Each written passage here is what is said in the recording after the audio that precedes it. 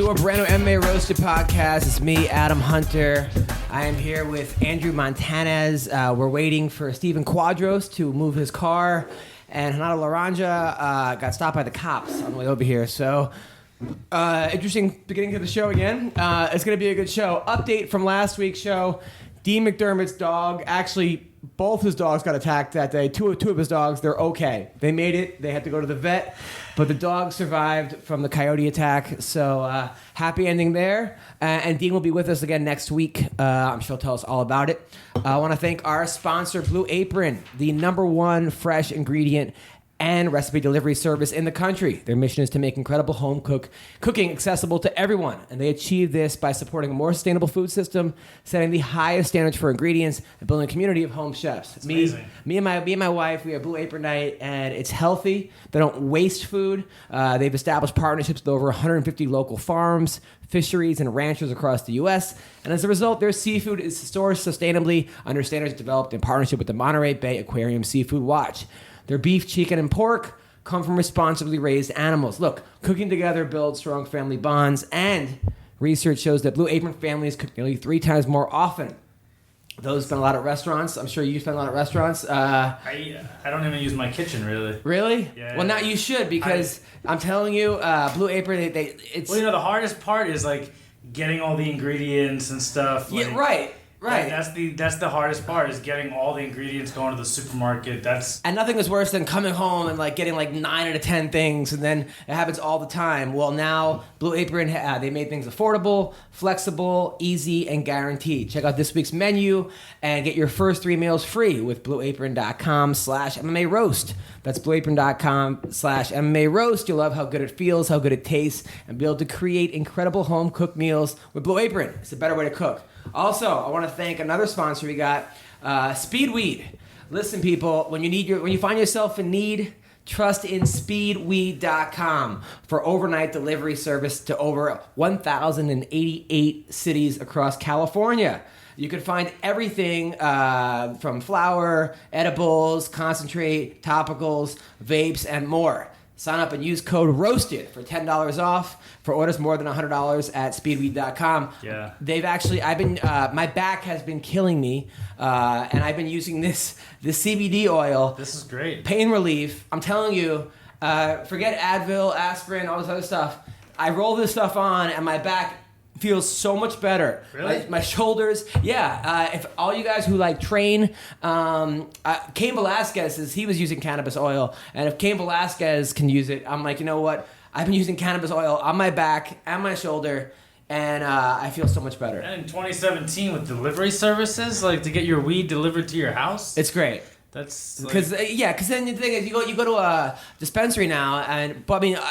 Especially smart. They usually close early too, which is a bummer. Yeah, but they do have hot bud tenders. You ever go to a? I go to one on Melrose near the 101. Yeah, it's all girls working there. That's actually they're pretty smart about that. All girls working, and you go in there, they're playing pop music. I'm like, what a fun little. And then they're all stoned. They have that stoned eye. Oh where, yeah. Their eyes are glazed. Anyway, listen, today we got a great podcast. We got Stephen Quadros, to Fight Professors, coming in, as well as Sara McMann, who's just had a tough loss, but we're going to talk to her. I'm sure she's going to bounce back. There's a girl who, she's no matter what happens with that girl, she just keeps moving forward. Stephen Quadros, too. I just got back from Iowa. I was in Iowa doing comedy. It was pretty awesome. I like Iowa. Time? It was a great time. The only problem was my back gave out halfway through my set, and I'm like, uh-oh. But the thing about Iowa people is they're just so nice, actually, but they sometimes feel like they could just talk to you during your set. And there are some comedy clubs that, as soon as someone talks, they jump on you. Kick you out. They kick you out right away. A lot of the funny bones at improvs, a lot of the clubs that I play. I've been asked to leave a couple times. Really? Yeah. You're that guy? I didn't mean to be. Just once. Just once. That's 2010. Okay, that was. It was a long time ago. By the way, so we got the Fight Professor coming in, a legend. Apparently, I was a heckler. I didn't really mean to be a heckler. Steve Quadros. So Steve Quadros is here. Montanez, aka the Squid. You know. Did you ever call any of Andrew's fights, by the way? No, but I got to know Andrew at Nokia, right? At the Nokia Theater? Yes. Because I used to call the University of MMA fights. I used to do the commentary, and I was like, oh shit, my like the legend. One of the reasons why I was trying to get into commentary, sitting I ringside. can't well to say that. Yeah, he did. No, you are a legend, man. I mean, And we nobody's. used to get dinner after the fights, and I know. we just became friends. Yeah, I know. The thing about you, Steve, I gotta say, man, for a guy who has done what you've done in the fight world, with Steven, you probably are one of the. What did I do again? You've called some of the greatest fights of all time, and you're also a 8th degree black belt or something, some kind of insane. 13th now, yeah. No, what are you really? It's the elevator. How many? Are you a red belt yet? How far are you from a red belt? No, I'm post-menstrual at this point. So, a guy like that, you're one of the most down-to-earth and humble people that I've ever met in this business, which is probably why you're not farther along. But you're Just because I'm the greatest doesn't necessarily mean I'm humble. You're very humble, man. You're very easygoing. You're one of those guys that will talk to anybody you treat everyone the same. Which is how we got him on the show. Which is super Talk to anyone. Which is super cool, man. And somebody that like you see so many people in Hollywood. You see them comics. You see them before they're famous, during they're famous, and then whatever, and they just change. And I don't know if you ever were like that back when you were calling Fedor versus Crow Cop or whatever. But did you call that fight, by the way? I did not. That was after I left. Okay. What are some of the biggest fights you've called? Nogueira versus Fedor won, and that was a freaking class. It was like Ollie Frazier. And of course, Sakuraba versus Hoist Gracie, the first one, which was 90 minutes. And then there were a number of other ones that around the world, like the one in Wembley Arena, where it was Cyborg versus Melvin Manoff. Wow. It was very obscure to most people because most people honor, whatever they're programmed to believe from what they read on the media. Yeah. But that fight, they punched themselves out so much that they were like standing with their arms down in the second round, like thinking, I gotta lift my arms up to hit this guy. And finally, Melvin Manoff KO'd Cyborg, but it was one of the craziest fights ever. Was that Cage Rage though, or was that? Yes, it was. It was Cage Rage, right? Now when you were Great show, man. Cage Rage was. Cage Rage was the shit back then. Dude, I always watched Cage Rage, man. That's where Anderson Silva fought the guy that made that biggest robbery ever, or whatever. No, actually, wasn't that Cage That Rage? was before Cage Rage, and the guy from England. That was another. The guy that knocked out Tito in the street fight. What was his name again? Lee Murray. Yeah. He's a friend of mine, and now he's in a hotel in Morocco with bars. Yeah. But that was some crazy stuff because I got a picture of me, Lee Murray, and Ian Freeman in the cage in London because I used to go over there like 5 or 6 times a year to commentate for those guys, and that was the most budding outfit, Cage Rage. Andy Gear and Dave O'Donnell, they really put together. They had Anderson Silva, Vitor Shaolin Ribeiro was the lightweight champion. Chris Lytle was the welterweight champion. Antonio Silva, Bigfoot Silva, was the heavyweight champion. I mean, it was a flock of people who went on. I think if Silva was still allowed to take TRT, he would still be a very dangerous man. Like I think he was the guy that probably was the only guy that I'm like should be allowed to take that stuff because I think he needed it to like live or something. I think they all should be able to take it. Come on. But I like back in the day with like from Renato. By the way, Renato just showed up. He got pulled over by the police on the way over here. Yeah, you saw the car stop over there? No fala português. You saw the car stop over there? Sit down. That was you? Yeah, that's me. Sit down. Oh, dude. You guys harassing me. Really? Yeah. Did you tell him who you were? Yeah, as a matter of fact, I think you just give him your license and then. Yeah. I told him I was going to a fucking podcast, and I said, "Listen, I do seminars for you guys, for fallen cops and families and shit like that." And he goes, "Thank you," like sarcastic, "Well, thank you very much," What did he pull you over for? I'm supposed to get a smog. A smog check. Yeah. There's all this fucking crime and bullshit going on in LA. So they stopped me. I said, listen, I'm trying to get to this podcast. Yeah. So I'm trying to get to this podcast. You know where it was? Right in front of the building. Yeah, I think I saw it right there. And I said, listen, man, and then he was just being a smug fucking asshole. And then another thing is, I walked right by you. do you need to? Yeah, I know. And I tried to say hi to you. Because you had shaded windows, so. You couldn't see it because it was all smoggy. Yeah, and meanwhile I have a fucking Honda. You know what I mean? I have a Honda S2000. It's not gonna have a fucking smog. There's no smog. Why coming out of smog it. check? Like is that really even a crime? Not having a fucking smog check?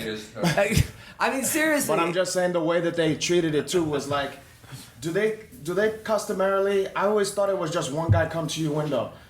This guy comes this side. This guy. Yeah, comes their this guns side. drawn or no? And then the guy starts banging on my fucking window. The guy on the passenger seat, and she starts freaking out. Your He's dog. like, open the window, you know. And I'm like, shut the fuck up, you know. Like, and I'm just trying to stay calm and not make any, you know. They didn't have the guns drawn or nothing, but it's just like, it's I don't know. Your blood started, but you got away with no ticket though. Yeah, I got a ticket. You got a ticket? Yeah, fix it, chicken. But, you know, whatever. That's not even the point. The point is, leave me the fuck alone. But you're here now. I know. now. It's just one of those things when you know you could beat the fucking living shit out of somebody and they can just control you. And I tell just you don't to sit down. understand like a smog. I could see if you were speeding, if you went through a red light, And or something where they have a point to pull you over. But to go around going, oh wait, he needs a smog check is just so, to me it's come on. And also the reason why I even went that fucking way was because this construction over here I couldn't get through. You know the other one. And so I was like, I'm gonna be fucking late. So I go around the shit. Do you think he pulled you over, had no reason, and then said, "Oh, you need a smog"? No, they had to have. They had to have just saw. No, they probably saw it. You know, they just saw it and say, "Hey, look, let's get that guy." Whatever. I don't know what the fuck they thinking. You think it was? You think Vinny Magali sent him? I don't know. But it made me like, you know, that same feeling you get when you want to get into a fight, you know? Of course. Where you start shit, you know, you just start the anger, you know? Yeah. Where you can't see straight, you just want to fight, you know? Yeah. And then when the guy gave the sarcastic thank you after I said, listen, you know, I teach jiu-jitsu, I do charity seminars for you guys, for fallen soldiers, all that kind of stuff. I'm one of the good guys, you know? And they're like, oh, well, thank you very much, you know? Like, and it's like, you know what? Yeah, you wish you had I wish I could have fucking... No. I'm just saying. That's how I feel. Yeah. I'm not going to do that. That's how I feel. It makes me want to go, you know what? Yeah, I don't like it. Yeah. You know? Have you guys ever had a cop pull a gun on you? Yeah, of course. Are you serious? Yeah. Have you? Yeah. For what? For walking outside my apartment in Hollywood, they were busting some gangbanger. And I went over there and looked, and I thought, okay, it was Saturday night. I was all dressed up nice. We were going to go to some club. And I start walking away and go, hey, you. And I go, what? I just, no, don't worry about it. And he goes, and he pulls out his gun. And he goes, stop right there, motherfucker, you know. Yeah. And so I'm looking at this guy, the blonde guy with a little blonde mustache. I think it was the character that they fashioned, that Pac-Man character in the colors. Yeah. This guy. I thought you meant the Pac-Man, the heel one. Manny Pacquiao. So, Go on. No, like- the video. Yeah. No, but you know, it was the movie. Colors. I know, Yeah. I've seen that one. Okay, so I'm sitting there going, okay, and this guy's pointing a gun, 357. It was before, you know, Glocks and Berettas and all that shit. That one will And I blow s- your fucking hat off. Yeah, and I said, remember, Clint Eastwood always shoots the bad guys. He goes, okay, smart, yeah, watch where you're going, puts his gun in his holster and like that. I thought, are you kidding me? It was like a block and a half from the public police station where I used to live. Yeah. Had a little body, you know. There's some really good cops, and then there are Of some course. guys that I knew in high school that were complete bullies. That this was their way of becoming a bully in like older years, like You know, yeah, like especially Long Island. I have a lot of them. Like they Of just course. Long Island douchebags. Yeah, they're like- they love shaking people. they didn't want to go down. to college or like they just went to right to the police. I'm like, man, now they're I got family on the force, and Yeah. he's an instructor now. And he was a former sharpshooter in Iraq and Afghanistan. He's a good guy, you know. But then, you know, there are bad cops, like the guy that jacked me, and there was another guy. There was a couple of them in Hollywood. Fucking Yeah. assholes. so. real quick though, yes. but I want to say about cops is just like they're no different than anybody else. Right. They fucking got cool guys, weird guys, assholes, sweet people, gay people. You know that there's everything in the fucking I mean, Strikers, why would we cowboys. expect? Why would we expect it to be any different than the rest is of true. a life? Yeah. You know, like Did you see cops you go got- after guys? Some throw hands, some. So- You know, some are wrestlers, some are jiu-jitsu. Yeah. A lot of them ain't the best hustlers from a lot of the videos I seen. They get mounted and It stuff, looked like yeah. a pee-wee football, you know where they got 5 kids taking down one fat kid. You know? Yeah. It don't look that technical. So- yeah, go ahead. So as we were saying, so I was in. We were talking about some of your legendary. We're going back. Back to legendary fights. Oh, yeah, I had a lot of them. Now, thank you. Now, when Sakuraba Gracie, you were talking about the hour and a half. Did you know how good Sakuraba was before that fight? I had suspicions, but that was a true test because Hoist had basically dominated the UFC. The early UFC's won, 3 of the first 4 tournaments, and was like a semifinalist in the other one where he got hurt and he had Harold Howard, he got the bye run. But Oh, I love Harold Howard. yeah, dude. If Totally. you That get front going- thing, the hair though. Come on. Very nice The hair, stuff. she's tight. He was Daniel McBride before Daniel McBride. Yeah. You know? Yeah, and he had the tooth thing, and Oh. what was the shake? If you're coming on, come on. Yeah, anybody out here who's young to this game, look up Harold Howard. You're not gonna be disappointed. Don't hate the hair. He's probably the best ever. So right handle. That bag or the bag, eat the bag. Yo, I don't want to get hit by that. So fucking- Sakuraba, you had suspicions he was as good as he was? Yeah, because Sakuraba was doing well, and he had that bait match with Hoyler Gracie, which was apparently was supposed to have no referee stoppage, and it was referee stoppage, but Sakuraba was dominating the fight because it was a weight situation, and Sakuraba was just different. He was throwing back kicks and crazy moves. Sakuraba, in a pre-fight press conference, was working out, and he was wearing a diaper, and people said, "Dude, why are you wearing a diaper?" He goes, "Well, you never know. The thing is unlimited time limit. I might have to go to the bathroom and fight." Oh, wow. Shit, that's smart. He's thinking out the box. Yeah. You get someone in a triangle with like. Too bad Justine Kish didn't think that way. Wow, And the funny I thing- like that. The funny thing is that the day before the event, which was a huge deal, it was the finals of the Pride Grand Prix. They had the opening round in January, and this was like, I think, May. And the rule meeting came. And Hoist Gracie had specifically demanded and got different rules than the other guys. Unlimited time limit. Everybody else had to fight 1 or 2 rounds. That was it. And Yeah. You had to make a decision and go on. But Hoist was no judges, no anything. So Hoist Gracie didn't show up to the rule meeting. Sakuraba, who was always really quiet and mellow, was pissed and yelling. And I took a picture of him. He's like ready to kick somebody's ass right then and there, and screaming and yelling. And then the fight played out, as you know, when Right. the 3 guys walked out with the masks. Yeah. And you didn't know which one was. And I said, but you can tell, but One of them is Chinese. Was he pissed at disrespect for not being in the rules well, he, meeting, or was it he thought it was like you wanted unlimited time limit. You wanted special rules that nobody else had because you had that kind of clout. Yeah. Right. But then you're not even going to show up for the rule meeting. It was just like a ceremonial thing. Now when he beat Hoist Gracie, Why he what crowd? I don't understand that. He have a kind of crowd. What kind of crowd? Hoist Gracie, because he was a big name, he was the biggest name in MMA. But what crowd have to do with this? no, Sauerkraut? No, not kraut. Clout. Clout. What that Clout. means? Oh, like on the sky? Like Yeah, a like cloud. clout, like respect. Like up in the clouds? Yeah. You up in the clouds? What you been smoking? About? Wait, Speaking of which, by the way, we're sponsored by LA Speedweed, so you can go in that box and you can take whatever you want. I That's don't. natural medicine. Yeah. I don't want, you saw already what happened to the cops for a smog check. What Yeah. if I have that box? They're gonna come up and they're gonna prison. So Asshole! I'm gonna blow you away, brother. now, how did the Gracies react when Hoist lost?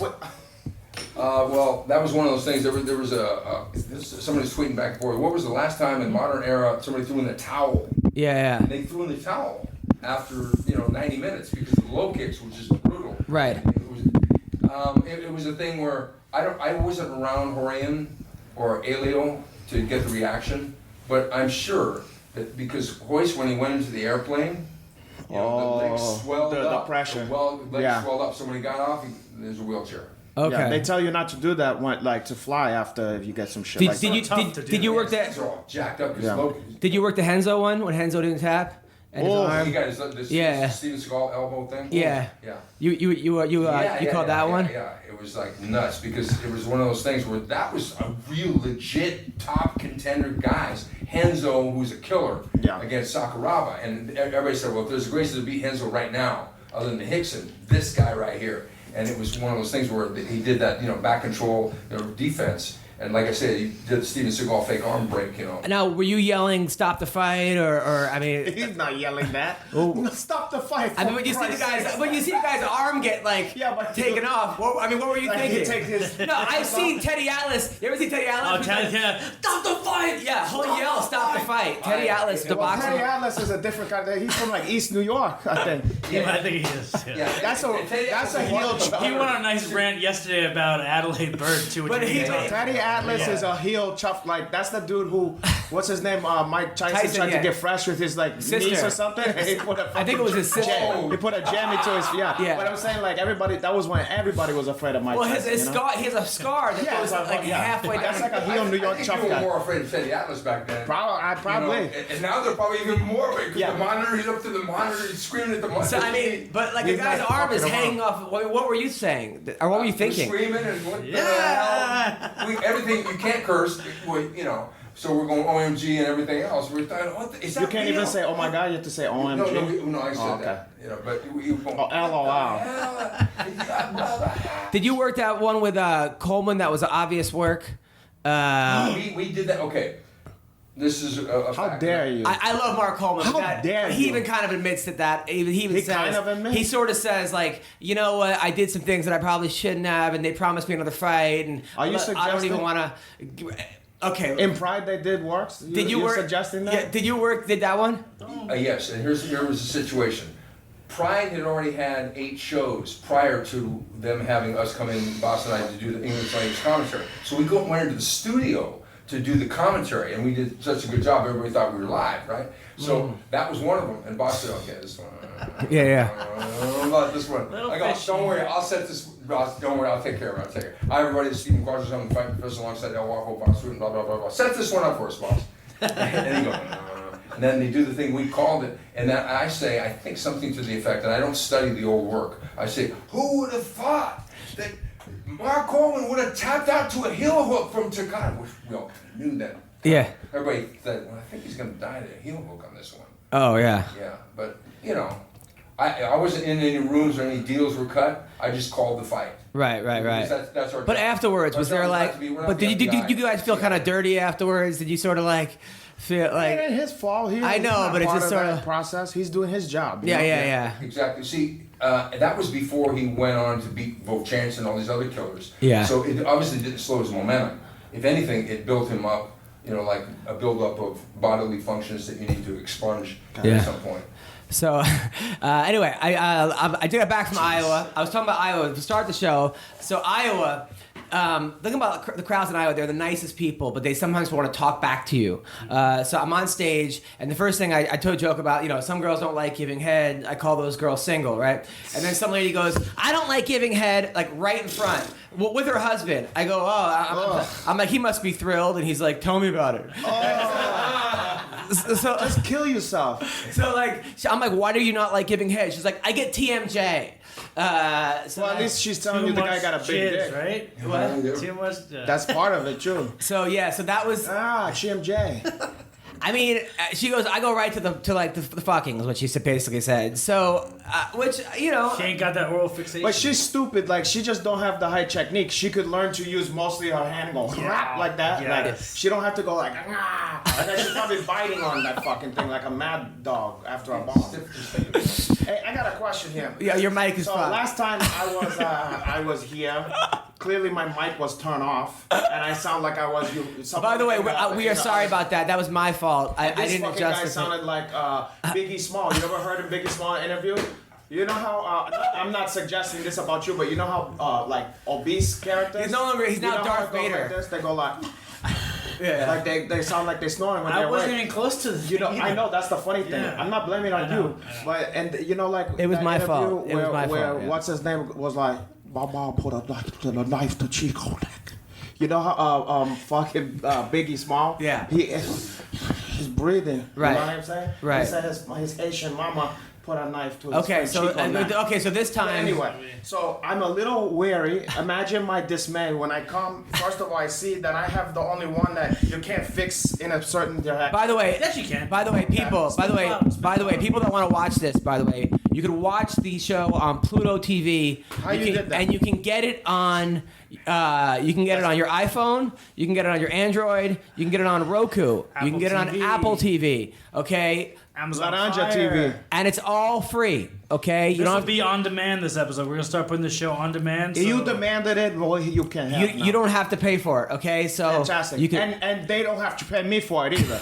So yes, well, you So wait, hold on. Here's another stuff. yeah. I love also how you guys took extra care to put some nice electrical tape on here just to make sure everything is nice for me. All right, so just extra buttress. all right, back to Iowa. But he get a used the shot, white man's dude. magic to help fix that. Okay, so back to Iowa. So then, right? So then I'm going, and then there's this one guy in the back, this big tall guy in the back, and I was asking the crowd, I'm like, oh, you've been married for 40 years. I just got married. Any advice? Some fucking asshole in the back goes, I got advice. Kill yourself. Right? Well, Sound advice. I was like, yeah. So people started laughing, and I was like, oh, that's my dad. He comes, he comes to all my shows. But then the guy goes, I go, are you married? And then his girl was like, no. And then she's like, and he goes, yeah, but I got a sex tape with her. You want to see a video of her blowing me? Like, this is what the guy tells me during my show. So you started to lose control. I was like, I'm sure it's a short film. And then the place just went ballistic. Oh, so you worked with it? Yeah, I worked with it. Got him good. But Iowa was fun. Iowa, I actually had a good time. Other than blowing out my back, which is like I'm on stage and all of a sudden my back just kills. So I don't know what happened. So I've been using the CBD oil, like I said, the roll-on, and this has been actually helping my back out a lot. You can get from what kind of Speedway properties delivered it have? right to your house. you can get it from Speedway. What kind as of well. properties it have on there? Just Like what looking it high. does? He lax your back. Yeah. It kind of numbs it a little bit. And, It numb your brain too. Yeah, it numbs your natural brain. marijuana. And then I came back, and then Wait, what that means? It says congratulations free on there. Why it have Portuguese? It says part of bands free. I don't know. That's interesting. Steven, will you read that? No follow.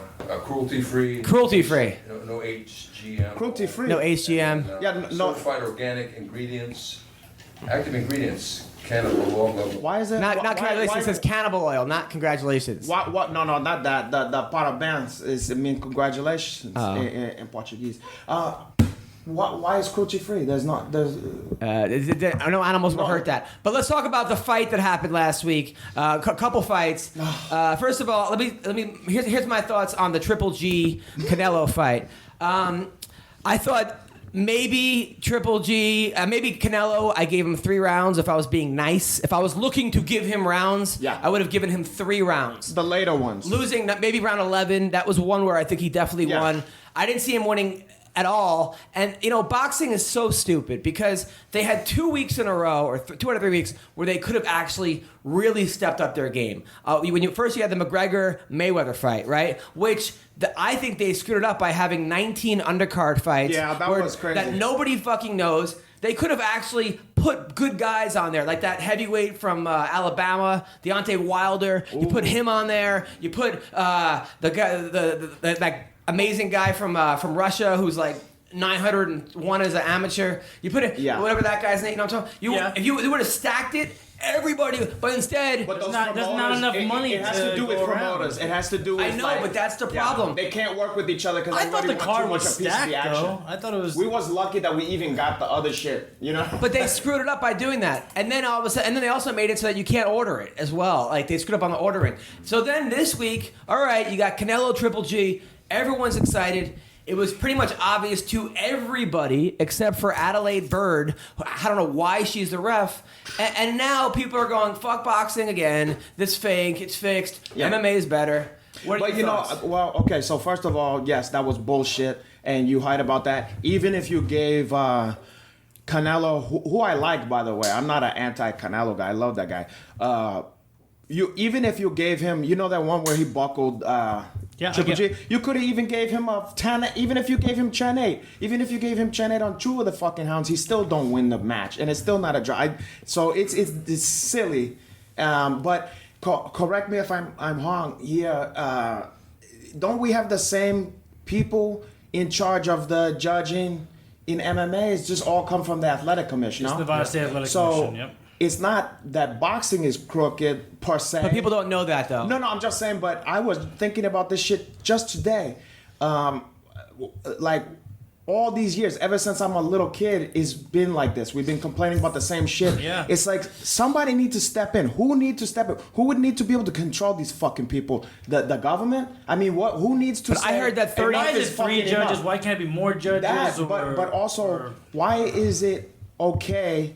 What other job can you just be terrible at and destroy the people's career You know what I mean? I mean, if you was a director and you made terrible movies that always flop, and the studio always lost millions, why would they let you direct things with A-list movie stars over and over and over again when you're destroying people's shit? Maybe those people are also judging fights that aren't as high profile and doing a decent job at it. But Steve, what's your thought on this? I gave Canelo maybe 4 rounds, the 2nd, 3rd, and the 11th and 12th. I thought that Triple G clearly won, but it was a thing where Canelo did land some power punches, but he would start fast in the round and fade almost every round, especially in the last half of the fight. I thought it was clear to me. I think that this judge is definitely, a problematic judge. So they got to really think about mainly benching her or basically ending her career. I think it's one of those things. It's like Renato said about the film director thing. I think that judging. I always said, and I've been a judge before. Have you ever been a judge? No. Only God. Only my God. It's a pain in the ass, to be honest, if it's a close fight.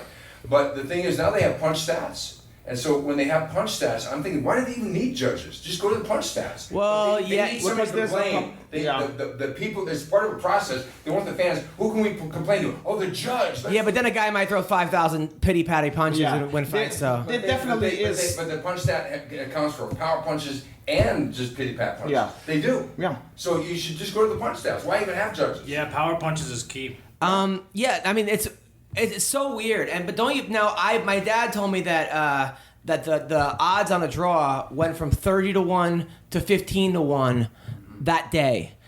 Which they said so much money must have come in on the draw that day to go from 30 to 15. So do you? My dad's like, listen, in 15, 20 years from now, you're going to find out this fight was one of the biggest. Do you think that that's possible? Absolutely possible.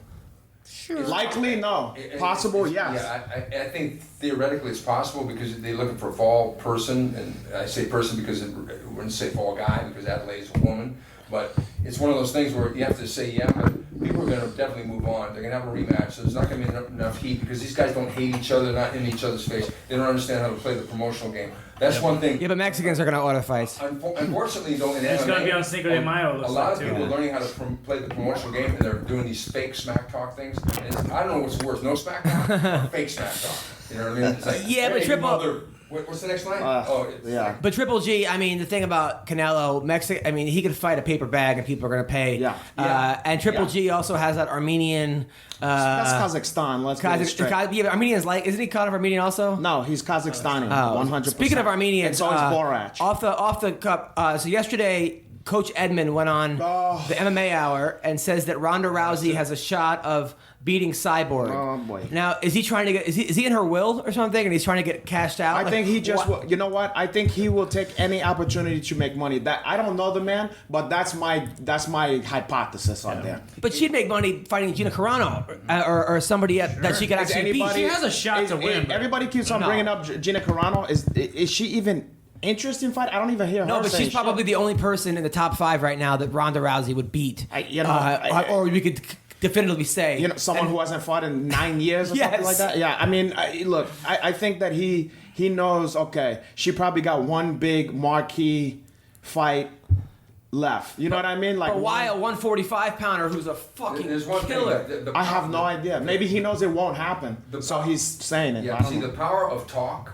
Nick Diaz said, you know what, screw MMA, I'm going to go into boxing. I'm going to fight Jeff Lacey. Remember that? Yeah. Left hook Lacey. And everybody said, no, Lacey don't fight that guy. Lacey would have killed him. And then all of a sudden, he talked about it, and then all of a sudden, he got paid a lot more money to fight somebody else. Yeah. There's a game of talk. But Ronda's making money. If you're not relevant, unless people are talking about you. Honda's not making the same. A lot of the deals that, look, I don't know I'm not her, manager or whatever. I'm only knowing what I hear, just like you guys. I don't really talk to her much anymore, ever. But she, a lot of those deals and shit, it's not the same. When you sign, people learn the hard way. When you sign a lot of deals, people don't know this in Hollywood. You sign like TV contracts and shit. It's happened to me before. You sign a contract. And they're like, wow, you got for 3 years or a 3 movie deal, whatever. That's for you. You have to do that. You, on your part, you got to do that.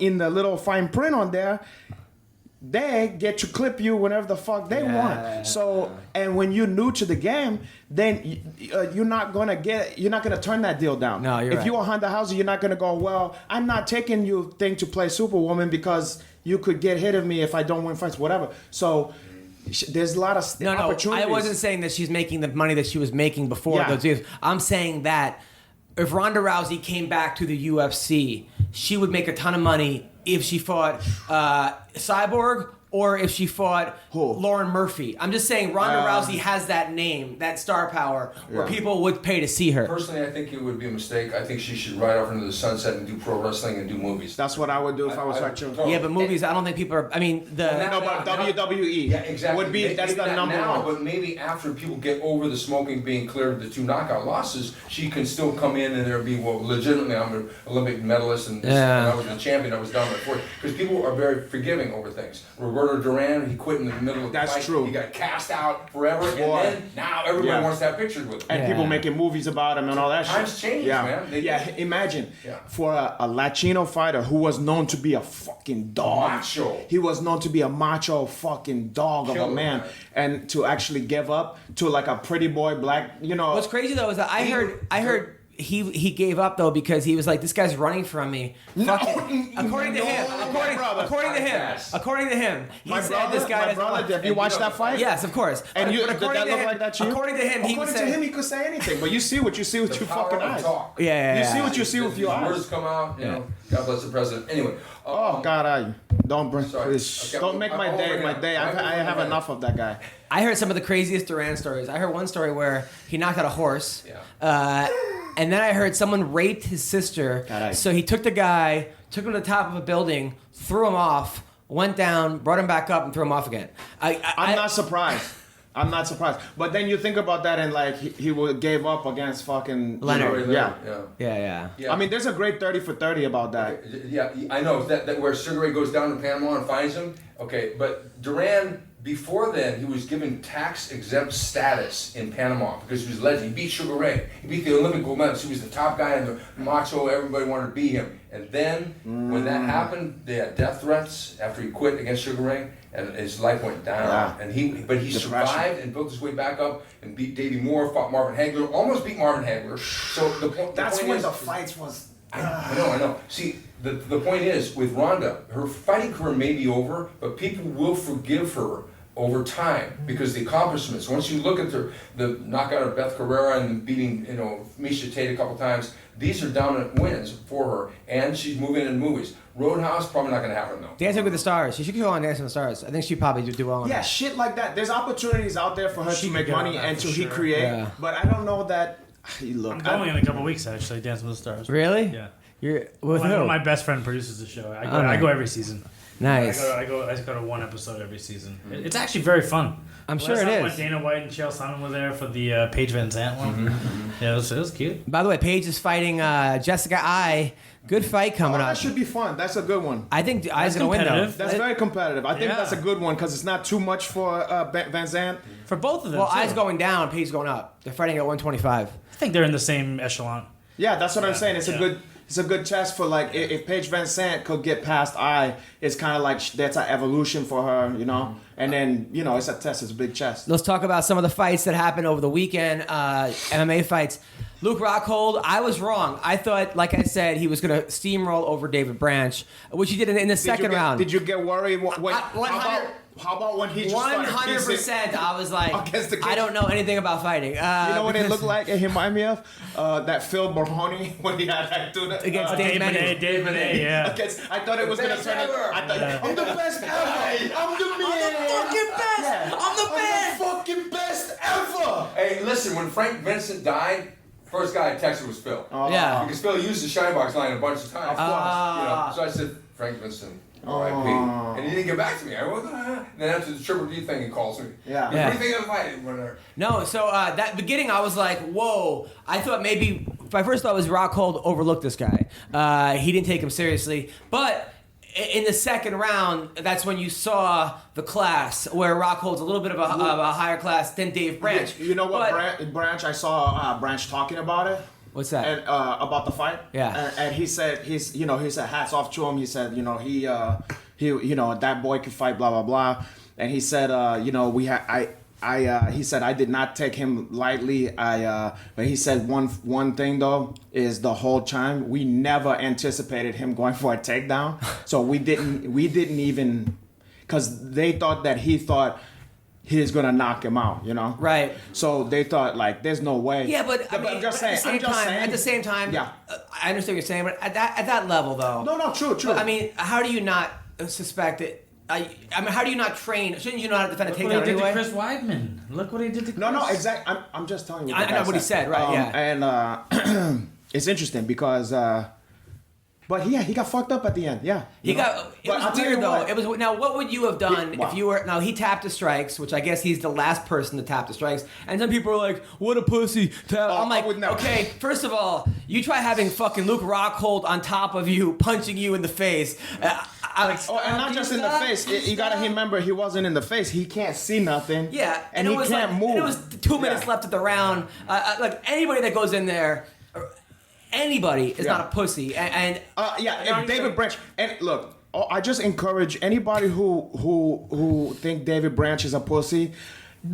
Don't keep it to yourself. Say it to him. Say it to his face. or even and see, anyone what who he taps says the to you. strikes is a pussy. Yeah. At the same time, what would you have done if you had Luke Rockhold on top of you? What could he have done? Here's better? the only thing. I can't second guess anything that Branch did because I've hauled with the guy. Okay, he know what the fuck he's doing. I don't know how fucked up he was. I don't know how tired he was. I don't know what was going on with him at that point. But I will say this. Once he got to his stomach like that, and you got Rockhold crossing his feet and skydiving there, Yeah. it's very hard at that point to get back onto your back. So you got nowhere to go. You can't go through the canvas, and then he's on top of you, And the fence was it's there, too. hard. Yeah, and the fence is there, and then he's making you back arch. So then it's hard for you to fucking turn. So what should he have done? That's what I'm saying. I'm saying? The medicine is before that. Don't get in happened. that position. Transition to the mount in was the so quick. whatever he had, however he ended up going. No, because he was on his He back. got a body lock and he had him side control and he quickly just took that mount and he turned over. Yeah, so I would never turn Turn my over from the. I would rather be somebody mounting me.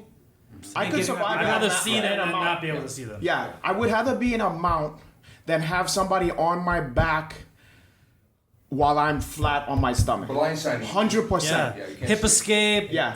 Lock, You lock. got like a one way to roll because the fence is Yeah. there, Yeah. and you can't see the punches coming. You can be safe in the bound if you play that shit correct. You just buck and roll as much as you can. Yeah, and here, Exactly. and hide in the crotch, I was scoot just down. wondering. Honestly, I'm just saying. Like, I was just wondering. Yeah. Like, okay, what could he have done? Yeah, he could have done all that shit. However, this is us calm right now. Yeah. You saw how upset I was? remember when I was in 7th grade wrestling and I was getting pinned and I bridged and I had a really good bridge. And I go to my coach is like, I lost like 12-2 or something. And then like, I go, the coach is like, yeah, you got beat pretty bad. I go, but hey, that was a nice bridge. And he goes, if I wanted to see a bridge, I moved to Brooklyn. Right? So sort of like, don't get in that situation, I mean, but it's easy to say. I mean, and sometimes you get taken off guard by something. Like you have, how like you have a brain fart or something. Yeah. When that guy he had a body lock takedown and just took him down. Sometimes you just lose focus for 1 second, just like I said in basketball. Yeah. Somebody could, in a big playoff game, Yeah. somebody passes the guy the ball and he have butterfingers, or yeah. he's about to do his move before he even catch it. He's just already on to the next thing, and they go, oh. I'll tell you though, there was Now that. Okay, go And it's ahead. not like Luke can't hit because especially from the Yeah. mount, when you posture up like that, you get a lot of power. I'll tell you though, And there was a catch one in the brain. There was a Yeah, legacy you go fight over last it. week on LFA Yeah. where this guy from Africa was fighting. Careful, watch your mouth. He was fighting an undefeated guy who was a black belt in judo and a college All-American. I forgot the guy's name, but this dude got put in rear naked choke in his back at least 5 times and got out every single time. And That's not good. That's not a good way to do it. even Pat Miletich was like, man, change his name to Houdini because he keeps getting out of this. You don't But- want to be famous for. That's what I hate.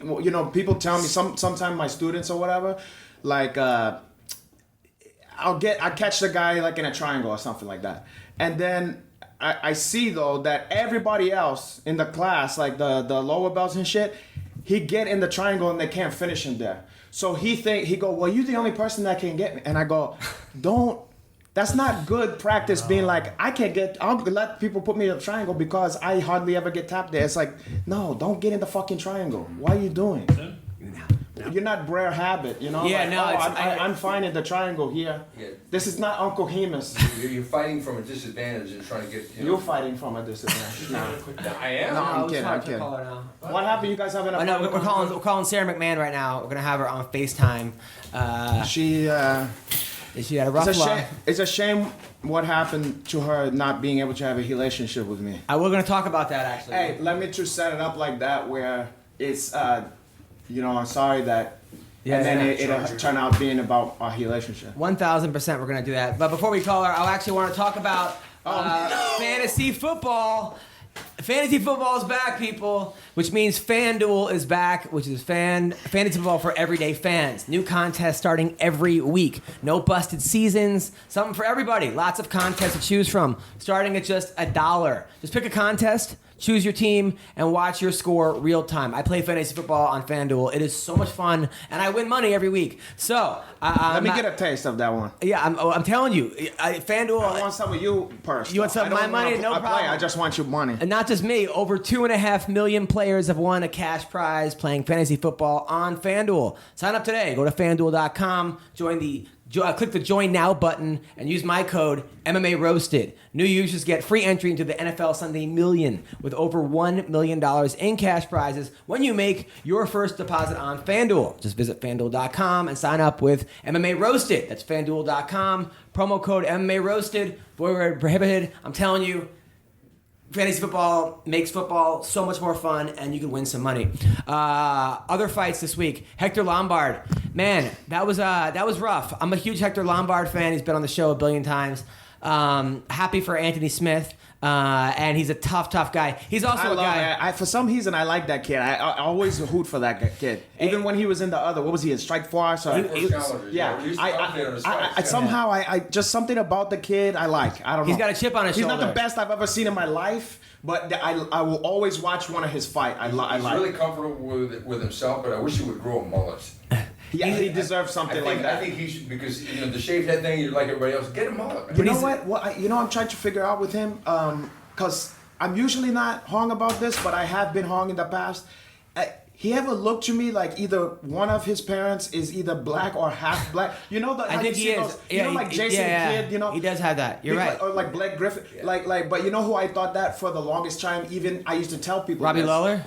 No, but he really is half like is he? Filipino or something. Oh, okay. Yeah, that's why he looked like that. But I used to tell people, and I was wrong about this. I thought Nate Marquardt was one of those kind of cat. You know, he have those lips and he have like that head. I thought Kevin Lee was half black. Kevin Lee? Or part Asian or something. No. So black people sometimes come like that. No, I'm serious. What do you mean they come like that? God was make them like that. But Anthony Smith has a chip on his shoulder. And you know what? I don't know if Hector overlooked him. What I will say about Hector Lombard is, there are certain guys out there that would do a lot better if there was like a 175-pound weight class, because he's too small for 85 and he's too big for 70. And it's so weird that they go from 55 to 70 to 85 to 205. 205 to 260. Hey, he should have a cruiserweight. Mike Tyson was a little ball like that, and he didn't. But eventually he fought bigger guys, and Lennox Lewis. You saw how much bigger. Holyfield was about the same size, basically. He was a cruiserweight. Yeah, Holyfield was very underweight. I mean, undersized his whole career. Yeah. But I think it should be 10 pounds. Every fucking 10 pounds. He had a tough guy style. He wasn't like a boxer move around and stick. Oh, he was fun to watch, man. I used to love to watch Evander, and his his interviews got One time he commentated with Boston on an IFL show. Oh my goodness! And so we're doing an MMA thing, and he goes, "Yeah, these guys move like real fighters." We're looking at it like, what?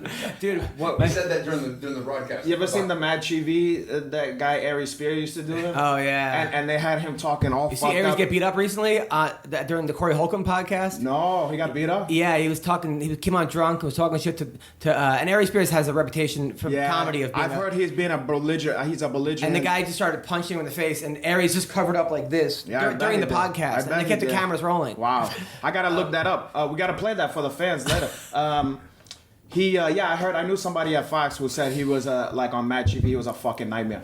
But he did the Holyfield, and he would just say nonsense. He would be like, building barbecue sauce, like Jesus.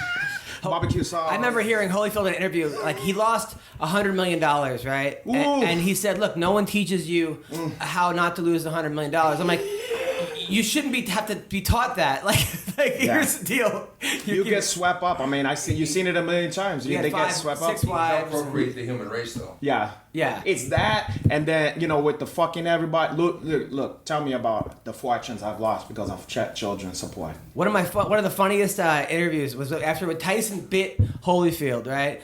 Afterwards, they followed him in the locker room, and he's like, he kept headbutting me. He goes, look at that. My kids have to look at me. Yeah. I'm like, well, your kid doesn't know the fact that you just bit someone's fucking ear off.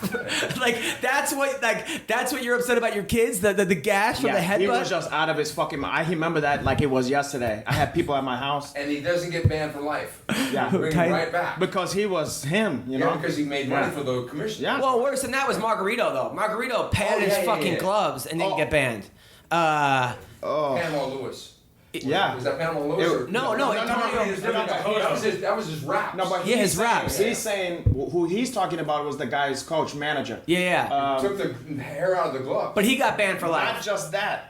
They took the fucking shit out of the glove and they dipped his haps in plaster of Paris.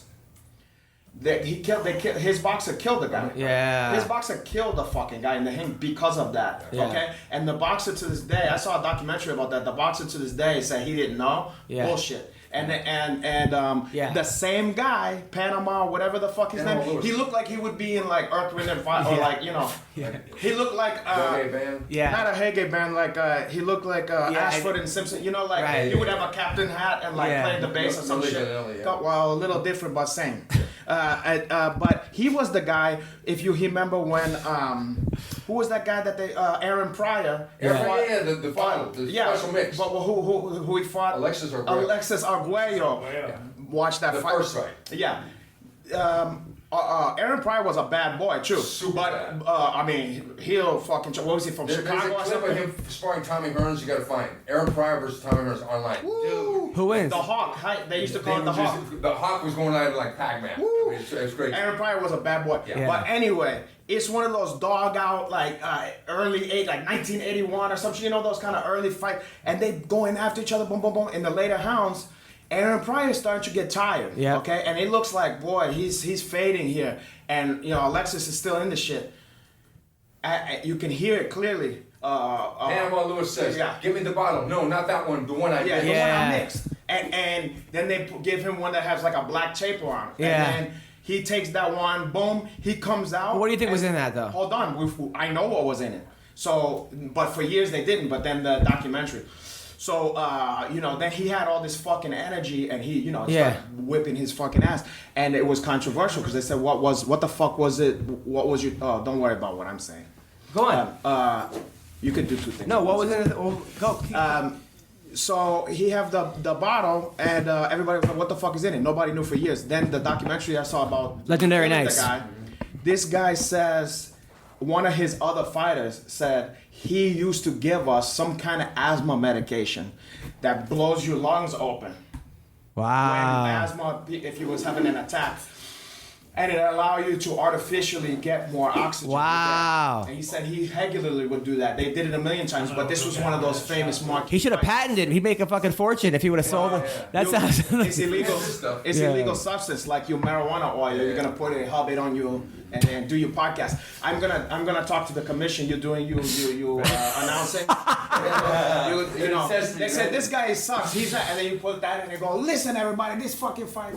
Yeah. All right. So we're calling. You come up with all the words and all the shit. So we're calling Sara McMann right now. Why she want to look at you? Turn the one toward me. Hold on. We're gonna get her on the phone. Aaron, I'm starting to get excited listening to all this boxing talk. Aaron Pryor. Yeah, this is how boxing should be. It was almost as if this is what they should. But how hip hop is now. Yeah. It's like that's how different boxing is now as hip hop is now. I can't get into it. My wife likes this fucking mumble rap. Because she's in her 20s. But Sara McMann, there is the most beautiful fighter, talented, role model, all-American woman, silver medalist, fighter. How are you, Sara? I'm good. How are you doing? Good. I'm here. I got Andrew Montanez is here, as well as Stephen Quadros. Hey, Sarah. Stephen Quadros. And then we got Renato Laranja. Hey. So, Hey, back to you, baby K. so Sara, are you driving right now? Please park your car. No, I'm sitting in my car. I'm not driving. Oh, good. So how are you? What's going on? I'm good. I just finished practice with Team Alpha Male. We had a wrestling practice this morning. I'm helping Brooke Mayo. Brooke Mayo. Oh, yeah. Yeah. She's cutie pie. She's getting ready for Bellator, so I came in to help her this last week. She's cutting weight and, just got to, keep everything going good. So, yeah, and then, working on stuff I need to work on.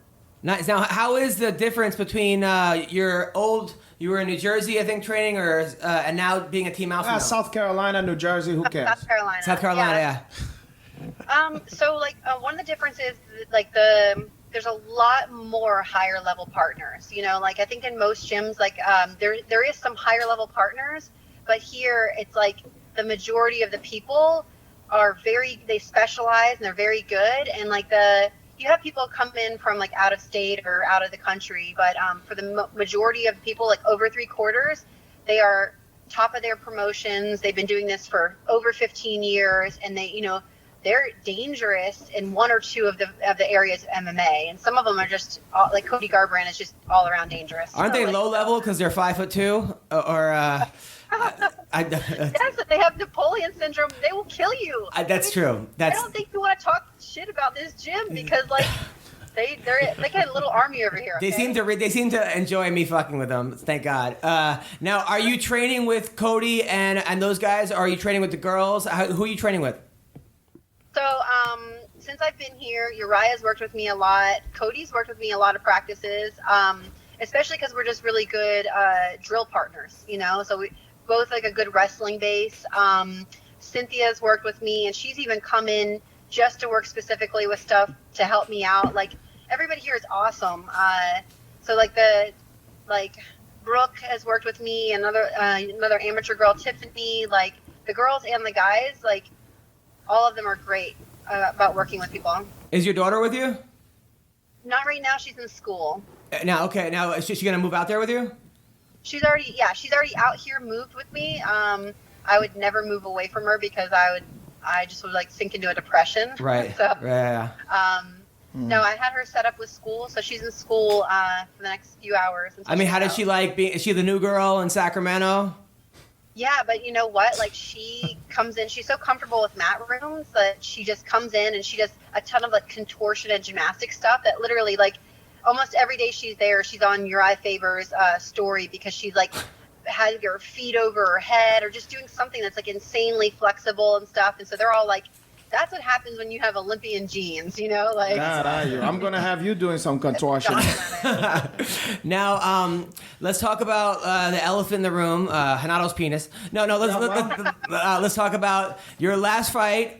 You were messing this girl up. You were my lock. I was like, dude, Sara McMann, if I'm going to bet, this is the one. There's no way. And then she caught you in your move. How shocking has that process? How are you dealing with that? So I'm dealing with it pretty good. There's a lot of positives to take from the fight.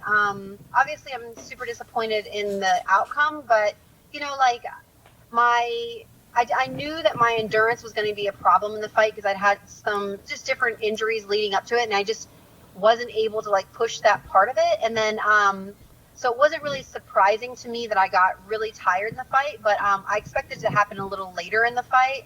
And I just didn't expect to go that high and hard of a pace in the first round. And so so I'm not, it's something that is very fixable, it's very fixable to work on my endurance.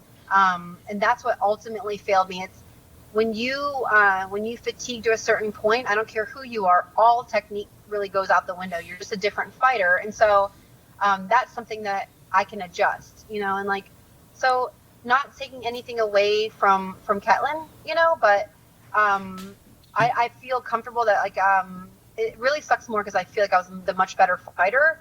And then something that it's still within my control, but it wasn't leading up to this. Yeah, fight. I understand what you're saying. It's not like you went out there and got. I contemplated pulling out of the fight. It's not like you got out there and got outclassed or dominated. You got caught in a move where you were winning the fight. So it's probably like not. It's probably more annoying, but it's not that discouraging. Yeah, no. So it's frustrating because I talk to my coaches and I'm like, I'm pretty hard on myself after a fight. I'm like, you shit the bed and you're not gonna get a title fight. And I was just so hard on myself. And they're like, Sarah, yes, you lost and it does set you back, but I don't think it sets you back nearly as far as you think it does. And I didn't even really drop. I dropped one spot in the rankings. So I think the UFC, they understand and they know that like they take the whole fight into account, not just that finish, and it does suck. And I have like more work cut out for me, but I'm not like, it's not like I went in there and got dominated and then submitted. And you were on a 3-fight winning streak before that, so it wasn't like, okay, you got to worry about getting cut or anything. So I totally understand what you're saying, and totally agree with you, actually, because you were looking great. Now, when you were in ground and pound, you had her, it looked a little bit like you were, I wouldn't say pulling your punches, but you weren't like, it was like you were going for speed and not power. Yeah, so I think sometimes, especially with like, when you get those positions, you don't want to, I didn't want to really like blow my gas tank, that power takes a lot out of you. And I wanted to overwhelm her, and I wanted the rep to see that she was, like if more of them had landed, the rep would see, that she wasn't able to defend herself as well. So I really needed some of them more to get through. But sometimes when you just go fast, rather than picking your shots and going with power, they're more likely to end the fight. Yeah. But also another thing I think of, like, there's been times that I have like missed somebody and punched the ground and it's hurt my hand or hurt my wrist. So when I hit them, it's worth it. But if I punch really hard and they move and I hit the ground, that can mess me up for the rest of the fight. Or even, like you break your hand, you have surgery. So like, I try to be a little bit smarter in that area. So it wasn't that you were being too nice? Because it seemed like a part of me was like, Sarah's so nice. She doesn't really want to hurt this person. I am not nice because every one of the elbows that I hit her with in the knee in the face are completely contradicting that. Like, that's some of the best elbows I've ever hit in my life. Yeah, that chick had a speed knot. She had a big fucking knot on her head. So so chasing topics a little bit, Renato said that you guys were talking and that you wanted a relationship, but he's more of a free spirit, and that he wasn't ready, but he just wanted to have sex, but you wanted her to be your boyfriend. Is that kind of what happened? Well, like that's probably just like every female on the planet, like every girl above 13 is just like, well, like I want to marry Renato, but he, but he just can't contain himself to one woman. And we all just have to come to this understanding and accept it. So I go to meetings now, we have a group and we meet on Wednesdays and all across the country, we cope with not having you to ourselves. Well, I understand that and I hear that and I appreciate that. But, I feel that how I can, if so many women have that dream since they was little, how I'm gonna to deprive all of that ones for just one. So I'm gonna I'm gonna sacrifice your feeling to help everybody. But the problem is that we can't like taste that sexual chocolate and then not you. want it, to forever. That's just, I'm just being honest. I'm gonna give you just a taste. What about just to have like a sample? When you get that one at the Ghirardelli or what's that Seas Candy? Yeah. You're just gonna take a taste and enjoy that one, and then. It's kind of like a drug, though, Like they True. should probably put you in the little kid drug programs and separate the women out and say, look, if you try this, you might very well get addicted. And it can alter the course of our lives. Caralho, I'm gonna put you in a program after that one. Okay, I'm gonna protect you from that. I love you. Now, I wanna make love to you. now, Sarah, are you dating anyone now?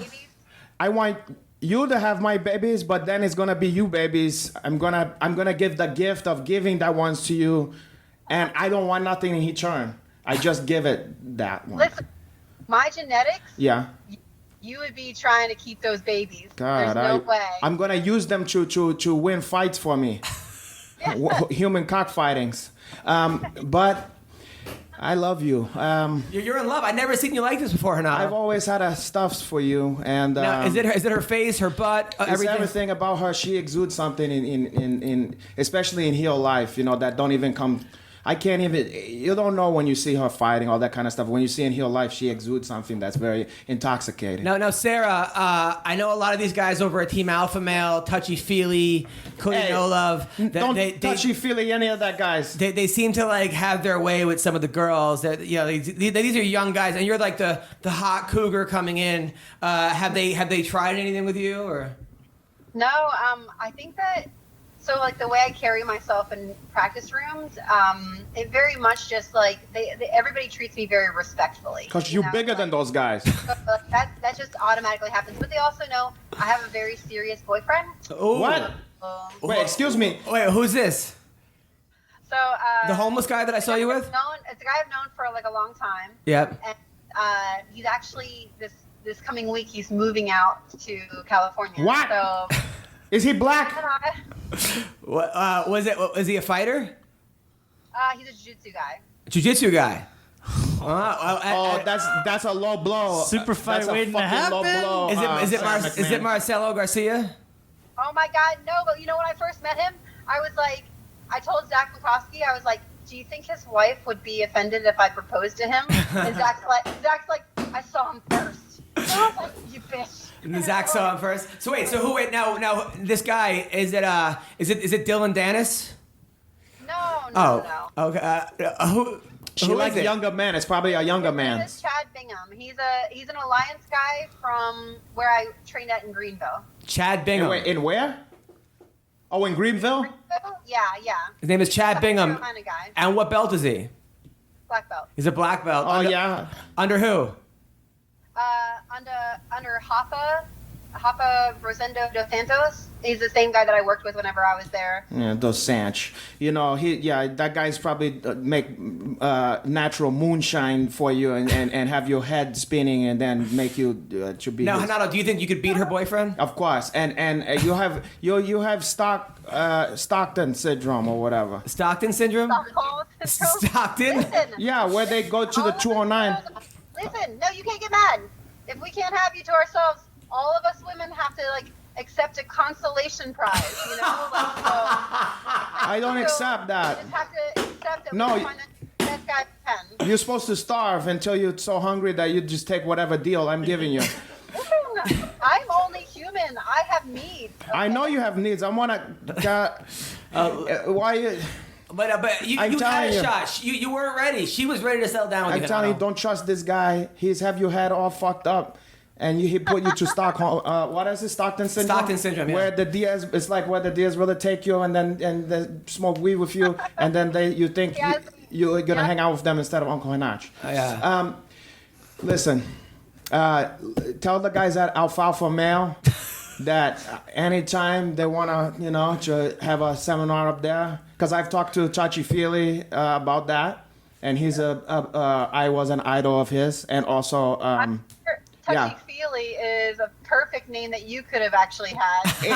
I feel like that is the best name in all of. That best nickname I ever heard. Yeah. It's the best, He's like, clearly. He's like a protege And of the- sexual harassment. I love it. And he have a nice style. He's young. He could be my pro. He's the kind of guy that I like. And he's a good-looking kid, you know. But don't you keep his filthy meat hooks off you, because Well, Sarah's got a serious that belongs to boyfriend. mine. Now, Sarah, I don't care how serious he is. Is your relationship serious? He's a serious guy, or you are in a serious relationship with him? We're in a serious relationship. Well, He's you know moving what? across the country to be with me. Who cares? Wow. You know what? If you was with me, you'd be in a more, not a serious one. You would have a fun, funny one. a funny An one. enjoyable one. Yeah, but this I don't like serious stuff. She's got a daughter. She's got to be a good role So model. I have a daughters too. Who cares? But Sarah's a good person. She's a fighter. She's a coach. She's a role model. She's an Olympian. I mean, Renato, you can't just fuck girls like this and not call them. I was gonna call you. Hey, look, you're looking into my baby Browns. What'd you say? You're looking onto my baby Browns now. Yeah. That's all. I'm just staring into your eyes. I can't even hear you talk. Wow. I'm just watching your lips move. You don't have to. You know what? I can see how my baby Browns bring out your dimples. Well, listen, we got to cut this off before she leaves her boyfriend. Sarah, who do you want to fight next? Oh man, I haven't even thought of that.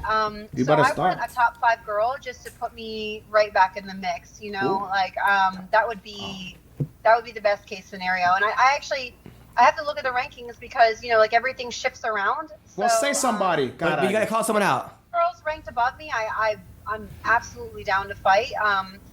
And I don't really even think about style matchups because I'm comfortable on my feet. I'm comfortable on the ground. So like if I, alter the endurance of my last fight, I would have had a phenomenal performance. And so that's a very changeable thing. So I'm gonna. But what about like a Kat Zingano or a Pena or a Valentina? Yeah, I would love to fight those girls. Yeah, absolutely.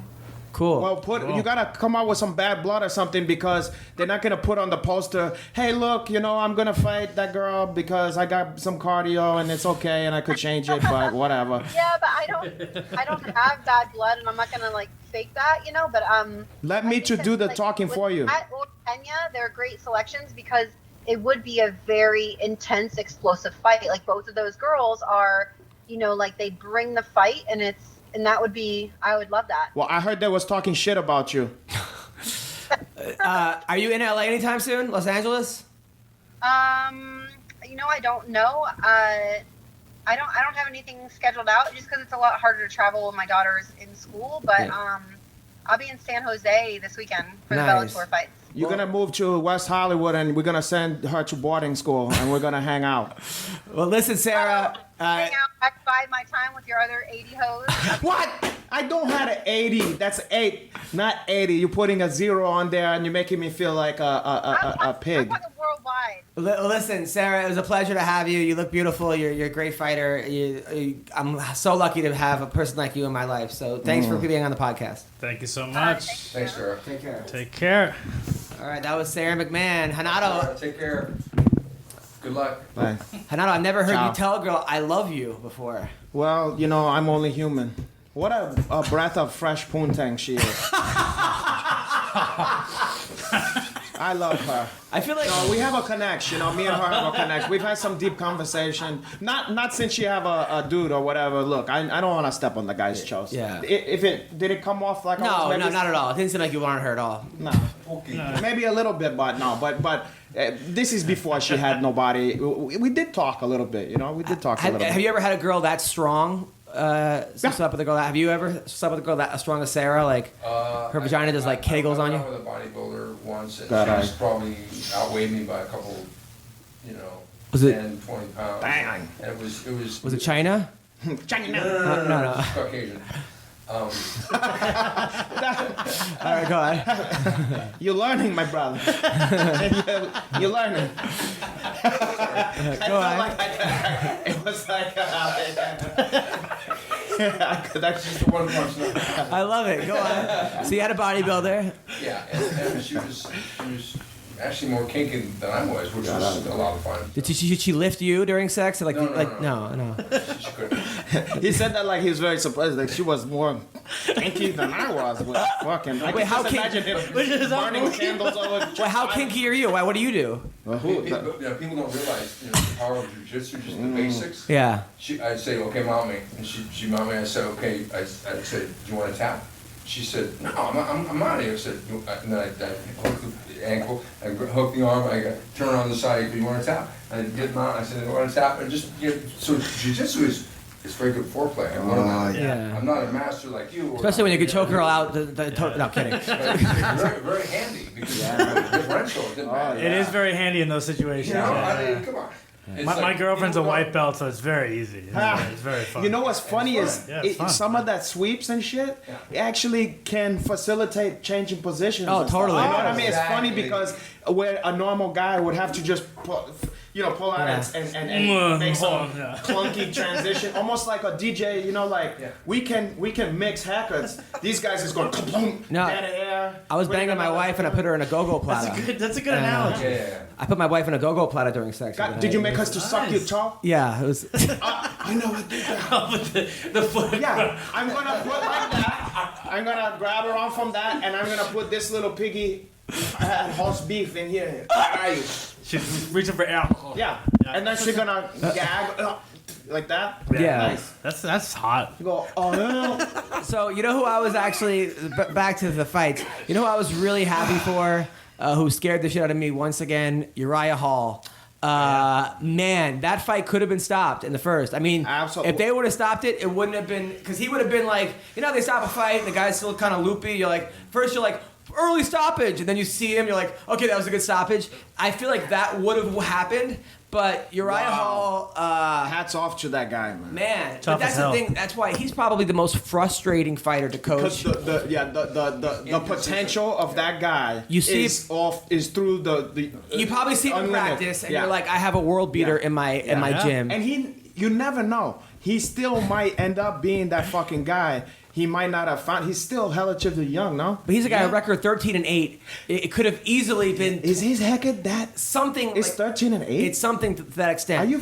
Yeah. When I saw him on The Ultimate Fighter, I thought this is the next guy. Yeah, this is me the next, too. This is the next Anderson person. Everybody. And then something happens, he short circuits somehow in the head. I think it's like Andrew Golota, remember him? Oh my God. I don't want to compare him to fucking Andrew. No, I was Golota watching. was a I was watching top the fight. fighter, though. But he was a dirty But he was a motherfucker. good fighter, though. He was a good fighter, but really good fighter. don't compare him to Somebody a on the fucking underground dirty posted 2 days ago. Yeah. Somebody on the underground posted 2 days ago, Galata versus Tyson, right? Which, by the way, back then you paid by the round because everyone was like, "This fight's gonna be over." Yeah, yeah. So it was like $10 a round. Yeah. And then he didn't come out for the third round, and my dad's like, "I'm not getting fucking charged for this round," and called up. They're like, "You don't have to pay for the third I round." don't remember that. They used to do that. For like some of these Tyson scams, they were just paying by the round, and it was funny. Like it wasn't funny. Like he ended up getting a concussion and totally fucked up his eye. It looked like he just quit though. But in the first round, Tyson he goes back to his corner, and Galata's corner goes, "Don't you quit, you cocksucker!" Like he goes, I've never heard a corner go, "You fucking cocksucker." Was it Bo Galata? Was it Bo Galata where all that dirty shit happened? Oh Yeah, my yeah, God! yeah. And remember that? And then it was like a Right. riot. Yeah, I That was remember awesome. But yeah, That was- Galata. George Foreman was there, and he saved Jim Lampley's life, yeah. George Foreman was saying, "Son, don't try it, don't try it." Yeah. You see that Yeah. some guy was going to go. Yeah. George Foreman, maybe not. But yeah, Uriah Hall, I wouldn't compare him to Galata, but there is something What a where comparison. there is something that goes off in his head where you're just like, man, Yeah, his physical capabilities somehow get stifled by something mental, I think. Yep. I think it's a mental thing. So He's always had that Galata mental was a thing. different Well, fighter. you I heard- don't mean that Yeah. Uriah Hall is dirty. He's not dirty. Uriah Hall has always had that Did you mental heard thing, what though. he said after the fight? He said, I mean, he admitted, he said, I'm horrified, I'm terrified every time I come into the cage. I'm so afraid of this, which is why I do it. And he's like, this scares me every time. Yeah, a guy like that, and he you was almost- like, I have to overcome it every time. And he was kind of saying that, like, you seek out, and so that you overcome this fucking thing. He wasn't saying he admit he's terrified. So maybe some of that have to do with some anxiety, some shit that he's going through during the fights. I mean, not a thing in his character or a thing in a mental lapse. Maybe There's There's a mental block. maybe he just has. fear. Anxiety is a hell I've seen of him a fight in drug. Ring of Combat before he got in the UFC, and he had that mental block a bunch of times where he just couldn't pull the trigger. He'd fight these guys much smaller than I'm like. Steven, who else has that? You're saying? Sally Field has that. And Sally Field said that. You on didn't YouTube. expect it. No, her fights are amazing. The thing is, no, she's one of the world's greatest actresses. Yeah. To this day, she still says she gets Stage anxiety fright. Yeah. every time she does her job. Is one of the greatest actresses in the world. Now, were you in Pride that day where they stood? It was Belfort versus Wanderlei when Belfort was hiding under the table and they had to talk him out. And That then was in Brazil. That was in UFC. fight. that was in UFC when he That was came out UFC and finished Brazil. him in 30 Wanderlei was a seconds. last-minute replacement, but Wanderlei was killing everybody in Valley Tudo rules. Yeah. And I wasn't there, but I know a bunch of people that were there, and his mother came in, and Carlson was screaming, and the whole thing. And he was Best underneath, he was knockout. underneath the table. Really, he was hiding under the table. I don't know about the hiding under the table, but it was. I can't imagine That was that. John Jones hiding under the ring. Oh. Yeah, Sada that time, but Yeah, that'd be a funny sketch where he's high. John goes under the table and like Belfort's there's there. like and other it's- fighters it's there. some fucking weird. What you in for? Uriah Hall comes in. Some weird There's a fucking. bunch of guys under there all jacked. Well, what's his like- name? BJ Penn always said how fucking. Well, was it BJ Penn? How that he was always like nervous and what didn't Cheeto say he threw up before every fight? Yes, Cheeto Tito and throws Cheesy. up for every fight. And then sometimes He those chilled, guys are too. the most scary guys. Sugar Ray Leonard's, I remember saying. Oh, yeah? He said he Wow, said that's before every surprising. boxing match he would be taking dumps, nervous dumps. Oh well, that's almost but he said- everybody. yeah. That's almost everybody. But throwing up is the next You gotta level. like pee, keep throwing Yeah. a pee. Like, The duty though, I understand that one. Yeah. Oh, I had that before big comedy shows. Yeah. Like if I did a huge Anything, a comedy big show. audition. I mean, you And know. Van Halen used to throw up before he played, For him, for Santana. crazy. That's crazy. One of the greatest ever. Now let's talk about the fights this week. Friday night, OSP versus Yushin Okami. Because he was a replacement. Who do you play? Shogun, right? Something like Yeah, I that. think I it was don't like know. Shogun. It was a more exciting one, and then he yeah. It was it was Shogun. It was Shogun. Okay, yeah. So hey, God bless him for getting in there. At least. I'll tell you though, I think OSP had a better shot of knocking out Shogun than Okami because Shogun seems Okami's to be a- easier to This is in hit. Japan. It's in Japan, and Okami. Yeah, but you know what? I feel this is a very motivated. It's gonna be a very motivated OSP because of like got to some fight John bumps in the hole. Jones, You know what I'm saying? No, but I'm saying Yeah. I think he's gonna be like, yo, this is my. I better. Yeah. But It's But shit Okami's get off the Japanese pot. though, right? Yes. And he's fighting in Japan, and he looked great against his. He actually, I watched his last fight against Who, Okami? Okami. He fought in the World Series of fighting against Paul Bradley, and Oh, yeah, Paul and Bradley. Paul Bradley, Wait. All-American wrestler. That's the mayor. That was the old mayor. No, from Iowa, wrestler, and Okami beat Bradley. I think Okami's gonna pull off the upset So here. this is his first fight back in the UFC after a stint out, right? And the World Series of Fighting, or PFL, PFL. they call it now. Well, okay, I beg to differ. OSP's wrestling is not very good, is what I'm trying to say. I'll And beg to Okami's differ got on this great one. judo. I'm gonna say that I would pick OSP for this I one for think sure. OSP is going to win inside the distance. Size difference, I Strikes. think. OSP. Size, Isn't youth. Okami usually 85er?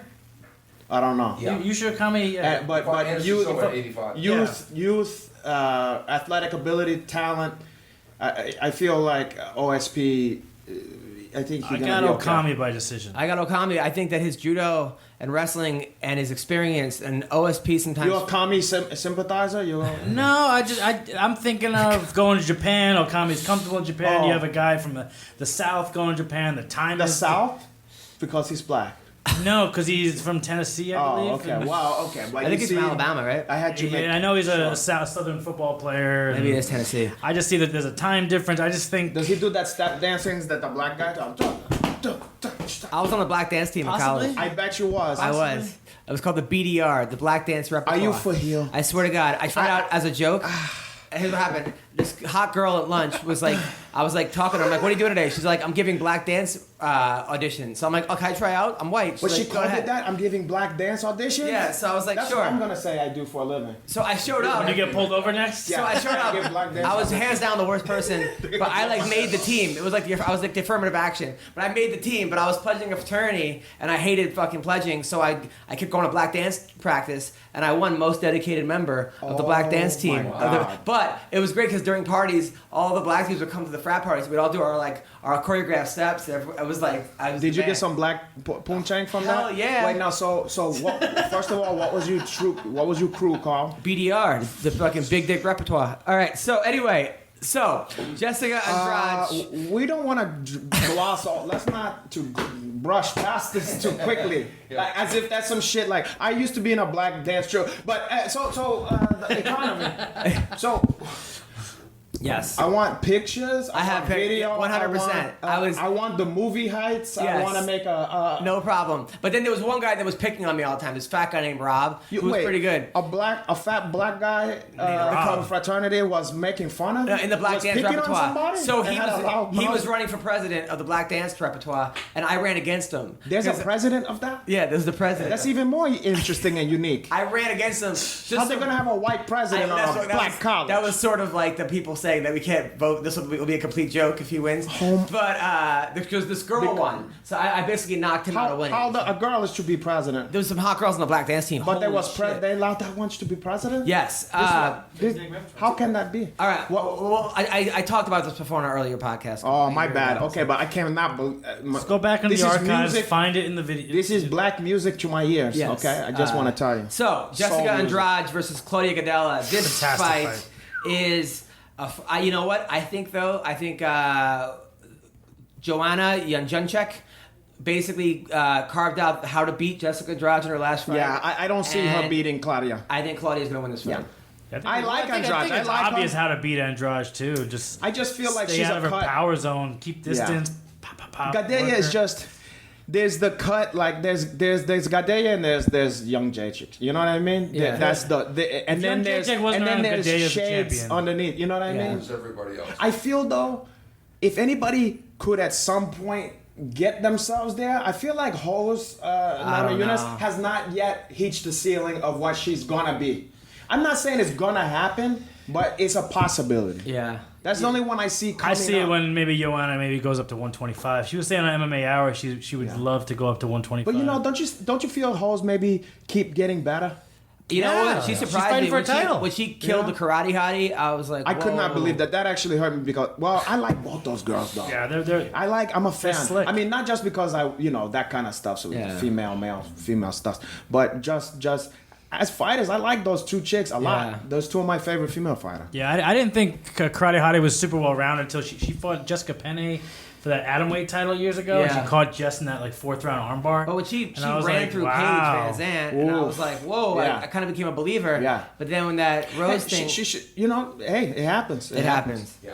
Although it was weird, like I was at the warm up for that. I was in Kansas City, and I went to the warm up, and sometimes you could tell it was like the same time Whitaker fought Romero, and I watched Whitaker hit pads. I'm like, this dude's got like there's something special about this guy. Even just watching him hit pads, and when I saw the warm up of the Karate Hottie and Rose came out focused as shit, just was like. And then Karate Hottie came out, was playing with her kid. It was like doing a photo shoot. And yes, it was a 2 day before a warm up, but there was still something to be said about taking Yeah. this seriously, you know? And it seemed like she was more interested in like putting on a show for than it was for and look, Maybe there was a little bit of overconfidence there. and it was the first time they did a documentary on her, Yeah. and it had that like hour There's a lot special. of pressure, and- there's a lot of pressure. Exactly. And sometimes what you were seeing as somebody being too lax could have been her feeling a lot of pressure and trying to do things to alleviate that. Yeah. Well, I normally don't. Let me just relax. Yeah, but it's your Okay. fight. Leave your I'm kid. just saying, but it's like leave your kid at home. We get it, your But mom. you know what I'm saying? Yeah, but we Like- get it, your mom. Blah blah blah. Oh, But God, but you have talking your stuff. kid. To me at a warm up for a fight, and people are there to watch you warm up. Everybody operate different though. That's You right, never yeah. know. But you don't see Rampage running after his kid, and if he is, he's running away from this. Exactly. You know. He's more like on my style where I go, listen, kids, I'm gonna be fighting for the next 18 year or so. You can call me after that, and we can. That's what I'm saying, go like, get a Oh, drink. right when they turn 18. Well, right? because before that, I got a lot of stuffs I gotta take care of. I mean, would you ever see, back in the day, Prime Ken Shamrock, like taking his kid and throwing him in the air? I would just, you don't see it. I'm sorry. maybe Frank when, Shamrock. when was the people- prime Ken Shamrock? When I'm was just that? saying that, like with the bringing your kid to the warm up and playing with the kid, and you say, well, everyone is different, and maybe Yeah. that's her thing, and maybe she won fights doing it. I'm just saying that like.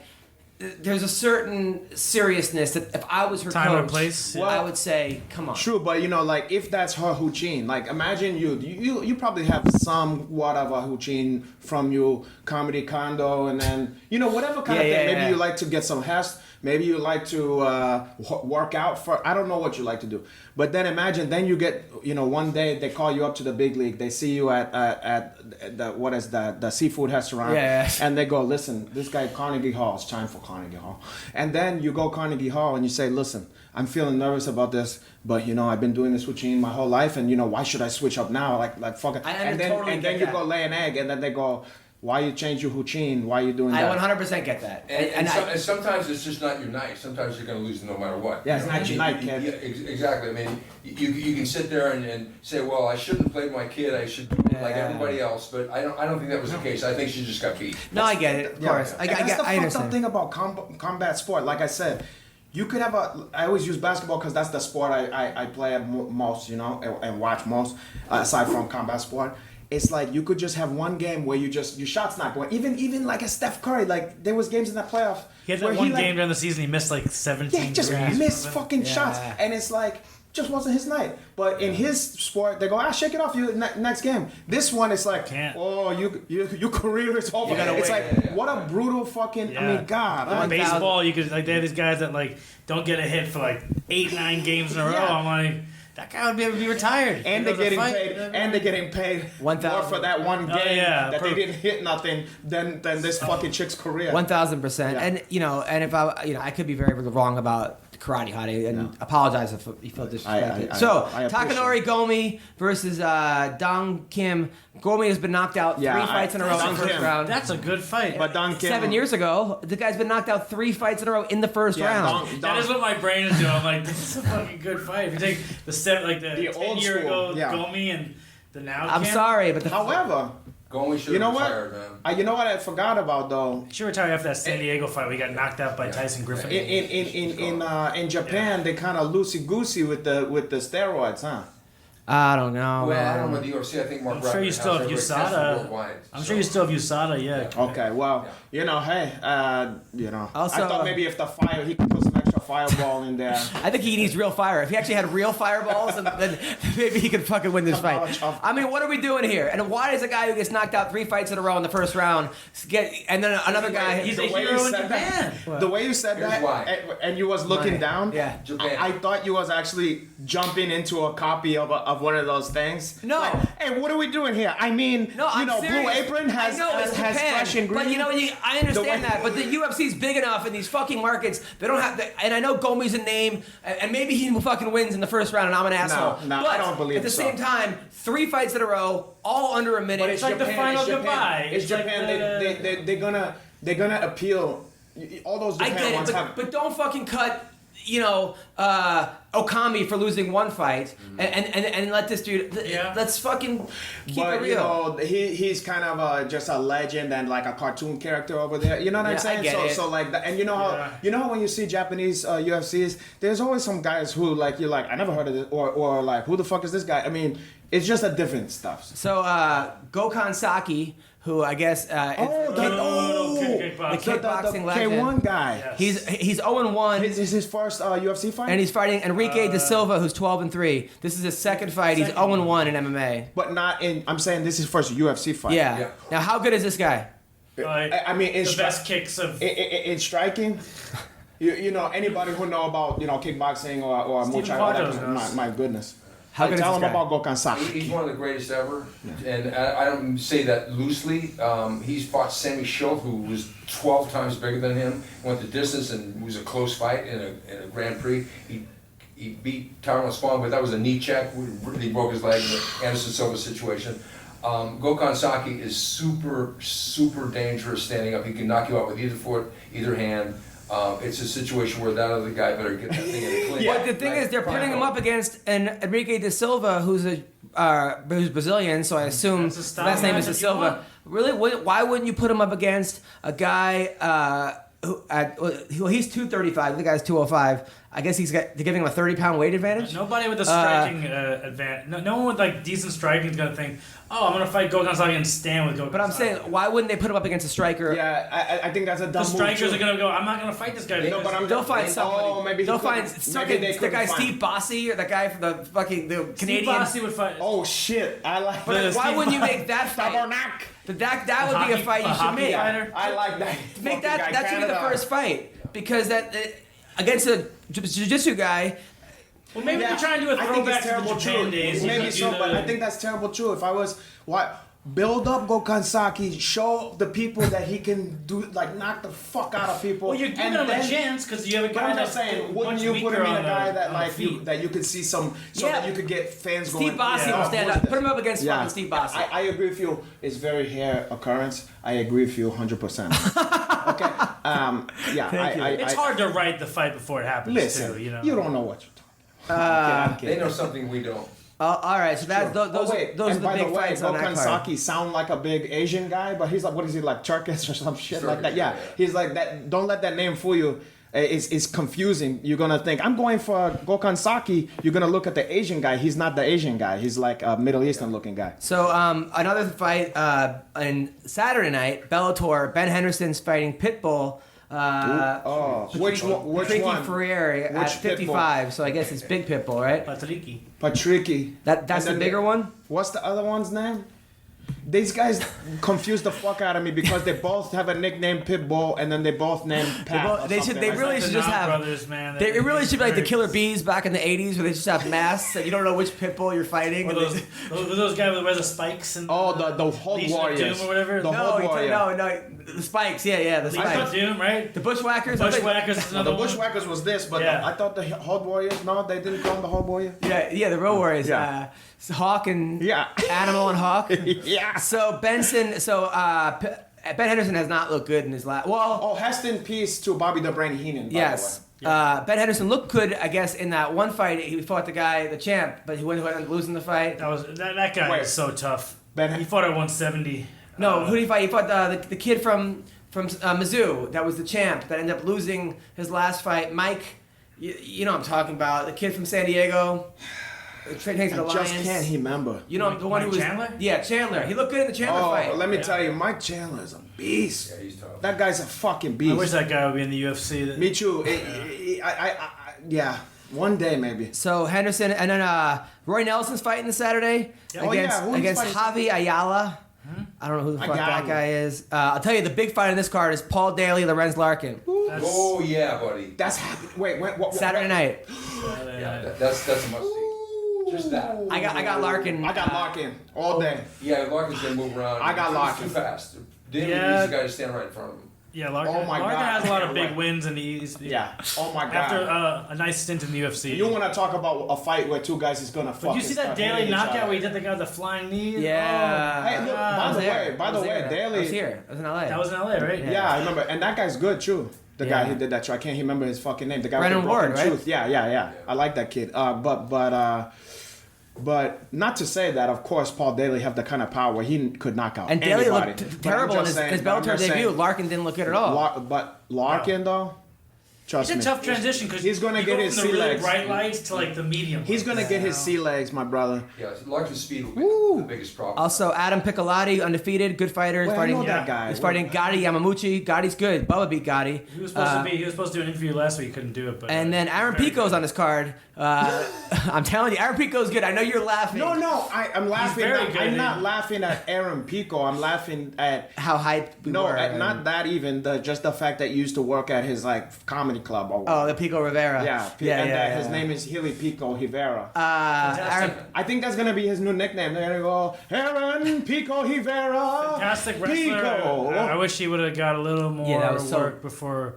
That was my mismanaged. he went I to say. college too. Fucking- Mismanaged. He guys forgoes college to go to the Olympic He Training forego Center. his senior year of wrestling too. And it's like, dude, where are you gonna get better at wrestling than in fucking NCAA? Yeah, too three-time state quick. champion, skipped a senior year. I'm like, come on. Too And then quick. Bubba Jenkins is fighting this weekend. Bubba Jenks, who's And he fighting? He's fighting an ACB combat, which is Frank Mears, one of the Yep. commentators on that. It's he's fighting. I don't know who he's fighting, but he's fighting this Saturday. Did you guys hear about they announced Deontay Wilder against Luis Ortiz? They're Oh, it's When kind of is that? It's the same day as the Bisbing GSP fight guess who's not in New watching York. Deontay Wilder? In New York too. Yeah.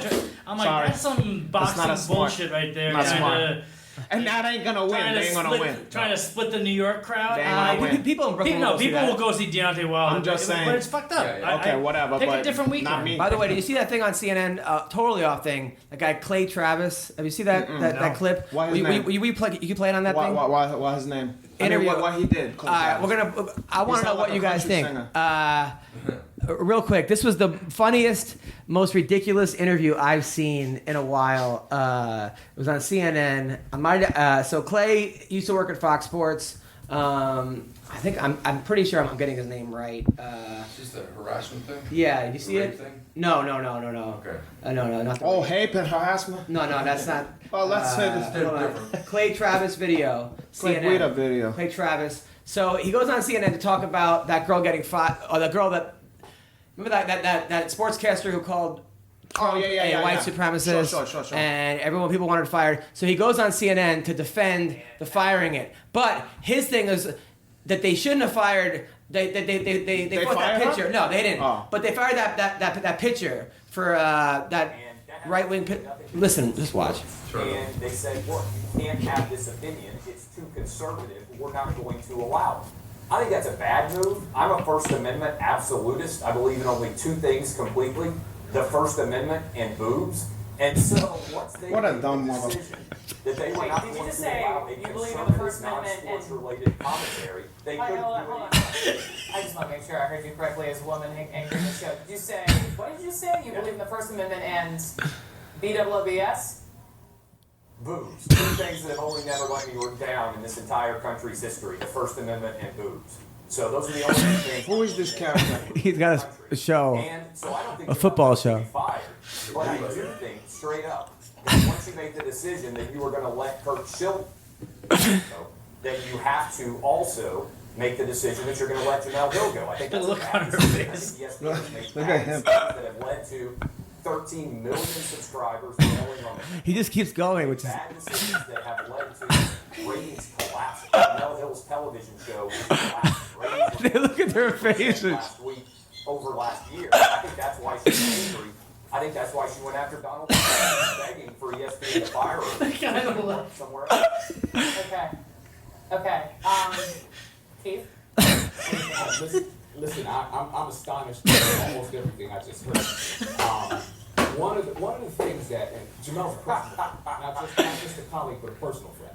One of the things that Jamel's had to deal with her entire career, and many women who I'm friends with in this business and have been friends with in this business for a long time, is sexism, blatant sexism, comments about her appearance, comments about her racially, comments about her inability or perceived inability to be able to comment on sports because of her gender. For somebody to come on CNN and to say something like, the only thing I believe in the discussion about something. I'm still there too, and I just want to make sure I'm hearing you correctly. BOOZE or BOOBS? Because as a woman, I'm As in boobs. I believe completely in the First Amendment and in boobs. Those are the only two things I believe 100% in this country. And by the Okay, way, so he gonna keep going? No, she ends it. did you notice that? He went straight to that. Yeah, you're absolutely right. I did go Why straight to would that. you even say that live on national television and with a female host? I say Why it would live you on the even radio go all the there? time because it's true and that's what I do. Because I like boobs and the First Amendment. That's exactly what I said. All right, so I mean, you know what's What going a on. character I'll tell that you what's going on. it was there. trending afterwards. It became Yeah, like so he's playing the exactly. game. So exactly. That's right. So he's a dude that I never heard of in my entire life. I've never seen his face before. That video has and 1.2 million And now views. all of Yeah. a sudden, I'm talking about this fucking guy now. Yeah, That's some why guy like, he clearly, I like boobs. What he radio clearly show does he have? He Like- clearly just did that, and they took the bait. Yeah. And the smarter thing would be to just go. First of all, you're hard to take serious when you say some dumbass shit like that. Yeah. But that aside, because that's who No, you them are getting anyway. offended made I it- can't change it. So what they're trying to do is shame him into being a better person. Yeah. That guy's a piece of shit. He's always gonna be. Okay. So you're not gonna change him. You're better off to. But why is he? appeal- But why is he a you're piece of better- shit? I mean, Well, okay. got So no respect first of all, yeah. I'm not saying he's a piece of shit even because of that comment. Right. I think he's just a fucking goofball because of that comment. I think he's a piece of shit on his stance about that woman. But his stance was that Kurt Schilling should not have been fired. So if you're going to fire Kurt Schilling, you got to fire that woman. That was his whole thing. Is that if you're going to fire a guy who has extreme... And what did... I'm not saying I agree with his stance. I'm just telling you what his stance is. What did Kurt Schilling say? It was something about transgender bathrooms. He was complaining about transgender bathrooms. I'm not sure what exactly he said. So, okay. But... I have a... In one case, I feel... This is my take on it. Right. I don't give a fuck if they fire Kurt Schilling, whatever, okay? Here's my take on it. Is... in one instance, you have a person who's attacking people who aren't bothering him, okay? Then you have, in her case, a person who's attacking or pointing out that someone is attacking people who are not bothering him. So, in one instance, you have somebody who's speaking up against somebody fucking with people. And in the other one, you have somebody fucking with people. So that's where I see a difference. Right. But he may have a point about First Amendment, whatever, okay? But guess what? What should happen and what shouldn't happen, you got companies where they make the rules about that. Right. If I work for the UFC and I tell somebody, hey, I don't like Dana White's bald head or some bullshit like that, and I get fired, then, hey... fuck the First Amendment on there. Right, He's right. the boss. It's companies, okay? right? Exactly. So this jerk off here is just trying to say something stupid and disrespect, and use a serious subject where people is having a serious conversation about something to look. Wow. Oh, you. No, No, I've never seen anything like that. That's just. Other people. I'm still very taken back. Other people were defending him by saying, "What's wrong with boobs?" Exactly. There's nothing wrong with boobs. That's a false. CNN knew before they had that guy on that he was going to say some fucking wild. I don't think they did. Well, his whole history is these type guys, a radio show host and controversial thing. They had fault. Why too. bring That's on what him? they do. No, but that's they what do. And that's so what they do. You know that's going to happen. Then he does this, and he's going to get a million people that like that. Yeah. So The he's going to director's stand, like, and then money is going to serious wherever he's at. He's going to pay. Well, the guy's a lawyer. The guy's, according to him, because I never heard of him either before this, and I was just checking him out. And listen, I'm not a Kurt Schilling fan. I do agree, though. I understand his point where if you shouldn't fire either of them, Kurt Schilling or this person. Yeah. However, you know what? Maybe CNN, maybe ESPN leans to the left. And maybe that's what they is. So, you know what? Fuck it. Maybe they agree with fucking this girl and not Kurt Schilling. And that's their business model. That's what it is. I personally think sports and politics should kind of stay. I don't watch my sports to fucking hear about politics, and it should kind of not be in the same thing. At the same time, look, Muhammad Ali's a fucking national hero for what he did with politics. So they're gonna be. And that's another thing here too is that. And people tell me to me if I ever, and I rarely do this, but sometimes something get under my fucking skin about, like, let's say somebody shooting a fucking unarmed kid or something like that, and I might just be so fucking angry about something, and I say, listen, blah blah blah, and I get on a soapbox or whatever, and it's just me maybe venting. I don't know if I'm gonna change the world, but what I'm saying, and then somebody go, why don't you stick to fucking entertaining us, Renato? Would nobody want to hear your fucking opinion? Because what? I'm not a professional pundit, and then I think, oh, but because you a fucking plumber. Your opinion is and they said these fucking Hollywood, and they come on your wall, on your Facebook, on your page, on your Instagram, to comment about you. And I said, by the way, I didn't follow you. You followed me. Yeah, exactly. And so the thing is, it's like, why? Because you work at a pizzeria, or you're a fucking fireman, or you're something, have more. What your opinion means something more than because somebody work in the movies or some shit like that. Yeah, no, I totally understand. I understand, but this guy, at the same time, like, he knew, like, you go on CNN and they're trying to have a talk about politics, or trying to have a serious conversation, and you say, I believe in the First Amendment and boobs, and that's the only thing you believe in? Freedom of speech and boobs? Like that's not even fucking... He just wanted to set them off, and he knew if he pressed that button that they would take the bait. He kept such a straight face. Yeah, it was pretty funny. He started cracking. I gotta say though, I did laugh though. I did laugh when I saw it. It was pretty. But I only laughed though because of how annoyed those other people got. What he said wasn't funny. their response Adam, fucking killed me. You laughed when you saw it, and you gave more publicity by playing it again on your podcast. Because it's funny though. It's okay, The but guy- that's what people. I he didn't got know what who he the guy wanted. was until I saw the clip. So now I know who he is. Yeah, Now. I But it's have no okay. problem. It's It's just okay. crazy You're not the something like only that one. could be on TV Yeah. and they let that go. Hey, it's part of the But anytime, process. look, if that was on Comedy Central, I wouldn't have laughed. Okay. Because it's out of the. It's like somebody going, "Hey, grab him in the pussy." Yeah, it's you know that guy who do that on the thing. I understand. And He's- CNN, and her reaction made it funny, and his reaction made it funny. Yeah. you know. Because they're so taken back, they But you can't know, believe what they're like. this They're stuff- both on live TV, like, what is this guy doing? See, outrageousness sells. Yeah. And so people want to be more and more outrageous, the president or the Howard Stern or whoever Yeah. the fuck it is. Yeah. And they want to always push the envelope. Then this guy pops up, he'll be one and done on that, and then their new guy will come up. Remember Glenn Beck? I mean, come on. Oh, this yeah. stuff's been happening for years. And these guys who complain, you got Ted Nugent coming out saying Right. that this Yeah. chick should come and apologize to him. Meanwhile, this is the guy that said he's gonna stick his shotgun up Obama's No, ass. they're and pull the hypocrites trigger. on You know both what I'm sides. saying? Are hypocrites though. But- Both extreme left, I extreme right. understand. Yeah. Fucking. Exactly. I understand. I'm just saying.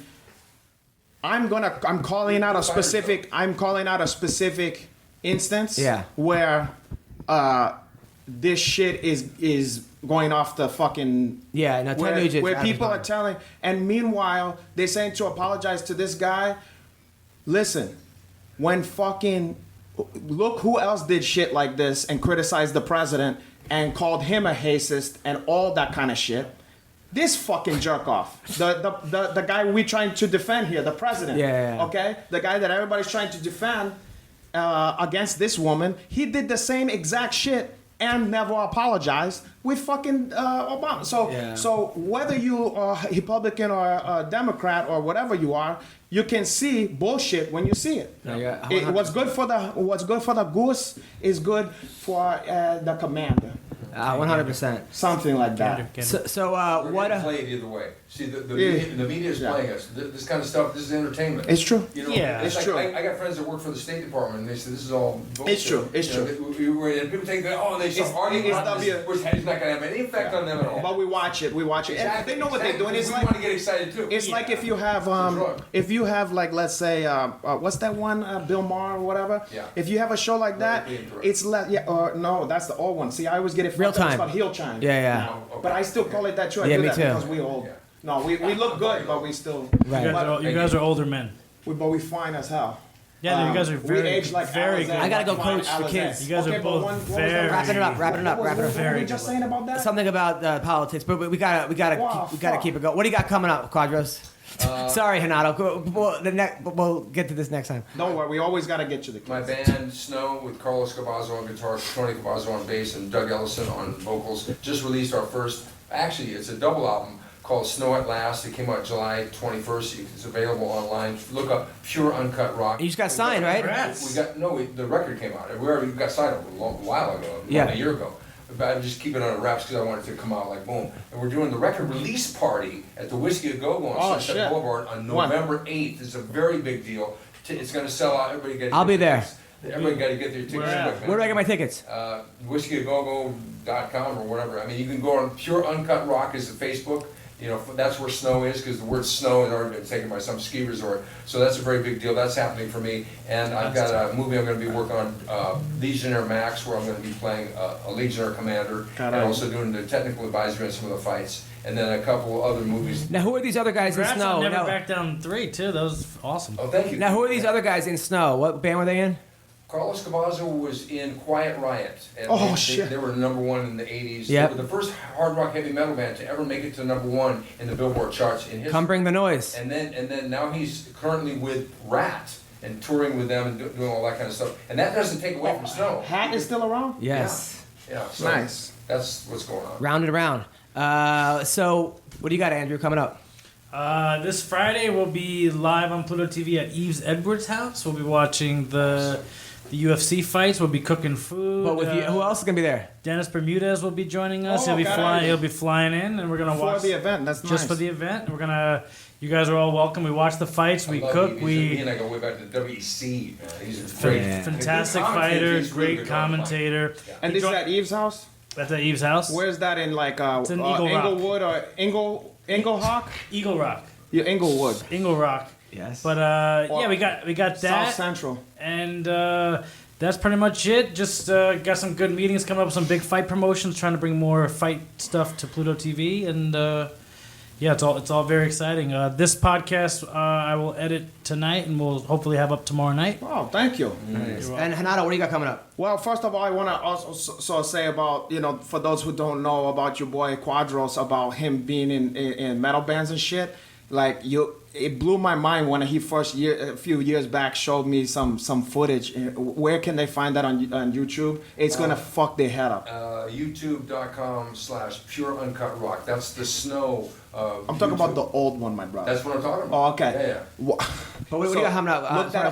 Look that up real quick, and you're gonna see this guy with long hair, fucking banging on the drum, like you won't even fucking believe it. It's legit. It's heel shit, like old Before you school, were born. old school, like hard ass hot shit. Anyway, I got coming up soon, because I don't want to bore these people with all the fucking events that I'm doing. I got a grand opening of the 10th Planet Albuquerque coming up. Nice. With me and Master Ken, the creator of Dolce, from Enter the Dojo show. This. Yeah. Tell Master Ken I said hello. I will, for sure. He's a super bad dude. He's one of the most dangerous. So we're having a seminar and teach off at their grand opening, which is going to be at the 10th Planet Albuquerque, and that's going to be Saturday, September 30th, very soon, 12 to 3 p.m. And then a lot of festivities and all kind of shit and giveaways and raffles and stuff. It's gonna be at 11030 Menau, Menaul Boulevard, Northeast Albuquerque, New Mexico, 87112. Okay, so get you fucking tickets for that one, and I'll talk to you soon, Paul. Okay, September 29th and 30th, I'm at the Blue Room in Springfield, Missouri. Blue Room, Springfield, Missouri, be there. This Friday night at 10 o'clock, I'm at the Ice House Pasadena. Saturday at the Laugh Factory in Hollywood at the Laugh Factory. And then Sunday at Flappers in Burbank, Flappers Comedy Club. And I'm at the Comedy Store Tuesday night at 10 o'clock. And the Improv in Hollywood Wednesday night at 10 o'clock. And you can watch us at Pluto TV on Roku, on download the Pluto TV app, iPhone, Apple TV, Android, Amazon Fire, Amazon Fire Stick, Fire Roku, Stick. PlayStation, Xbox, basically anywhere you can play video. Any shit. Pluto.tv on the web. And you put that shit on your phone too. Yep. You could just watch. And you know what? This will be in the on-demand section as well. So if you don't catch the live broadcast or the rebroadcast, watch on demand. Yeah, and I want to say from the first part, okay, I got a lot of friends in law enforcement. This wasn't a thing where I'm saying, oh, fucking cops and blah, blah, blah. It's just two fucking assholes that spoiled a bunch or whatever. But, to my cop fans and my friends out there, I don't got nothing against cops. We need to have good cops. Thank you guys so much. Follow me at Andrew Jitsu. Sorry for breathing into the mic last week.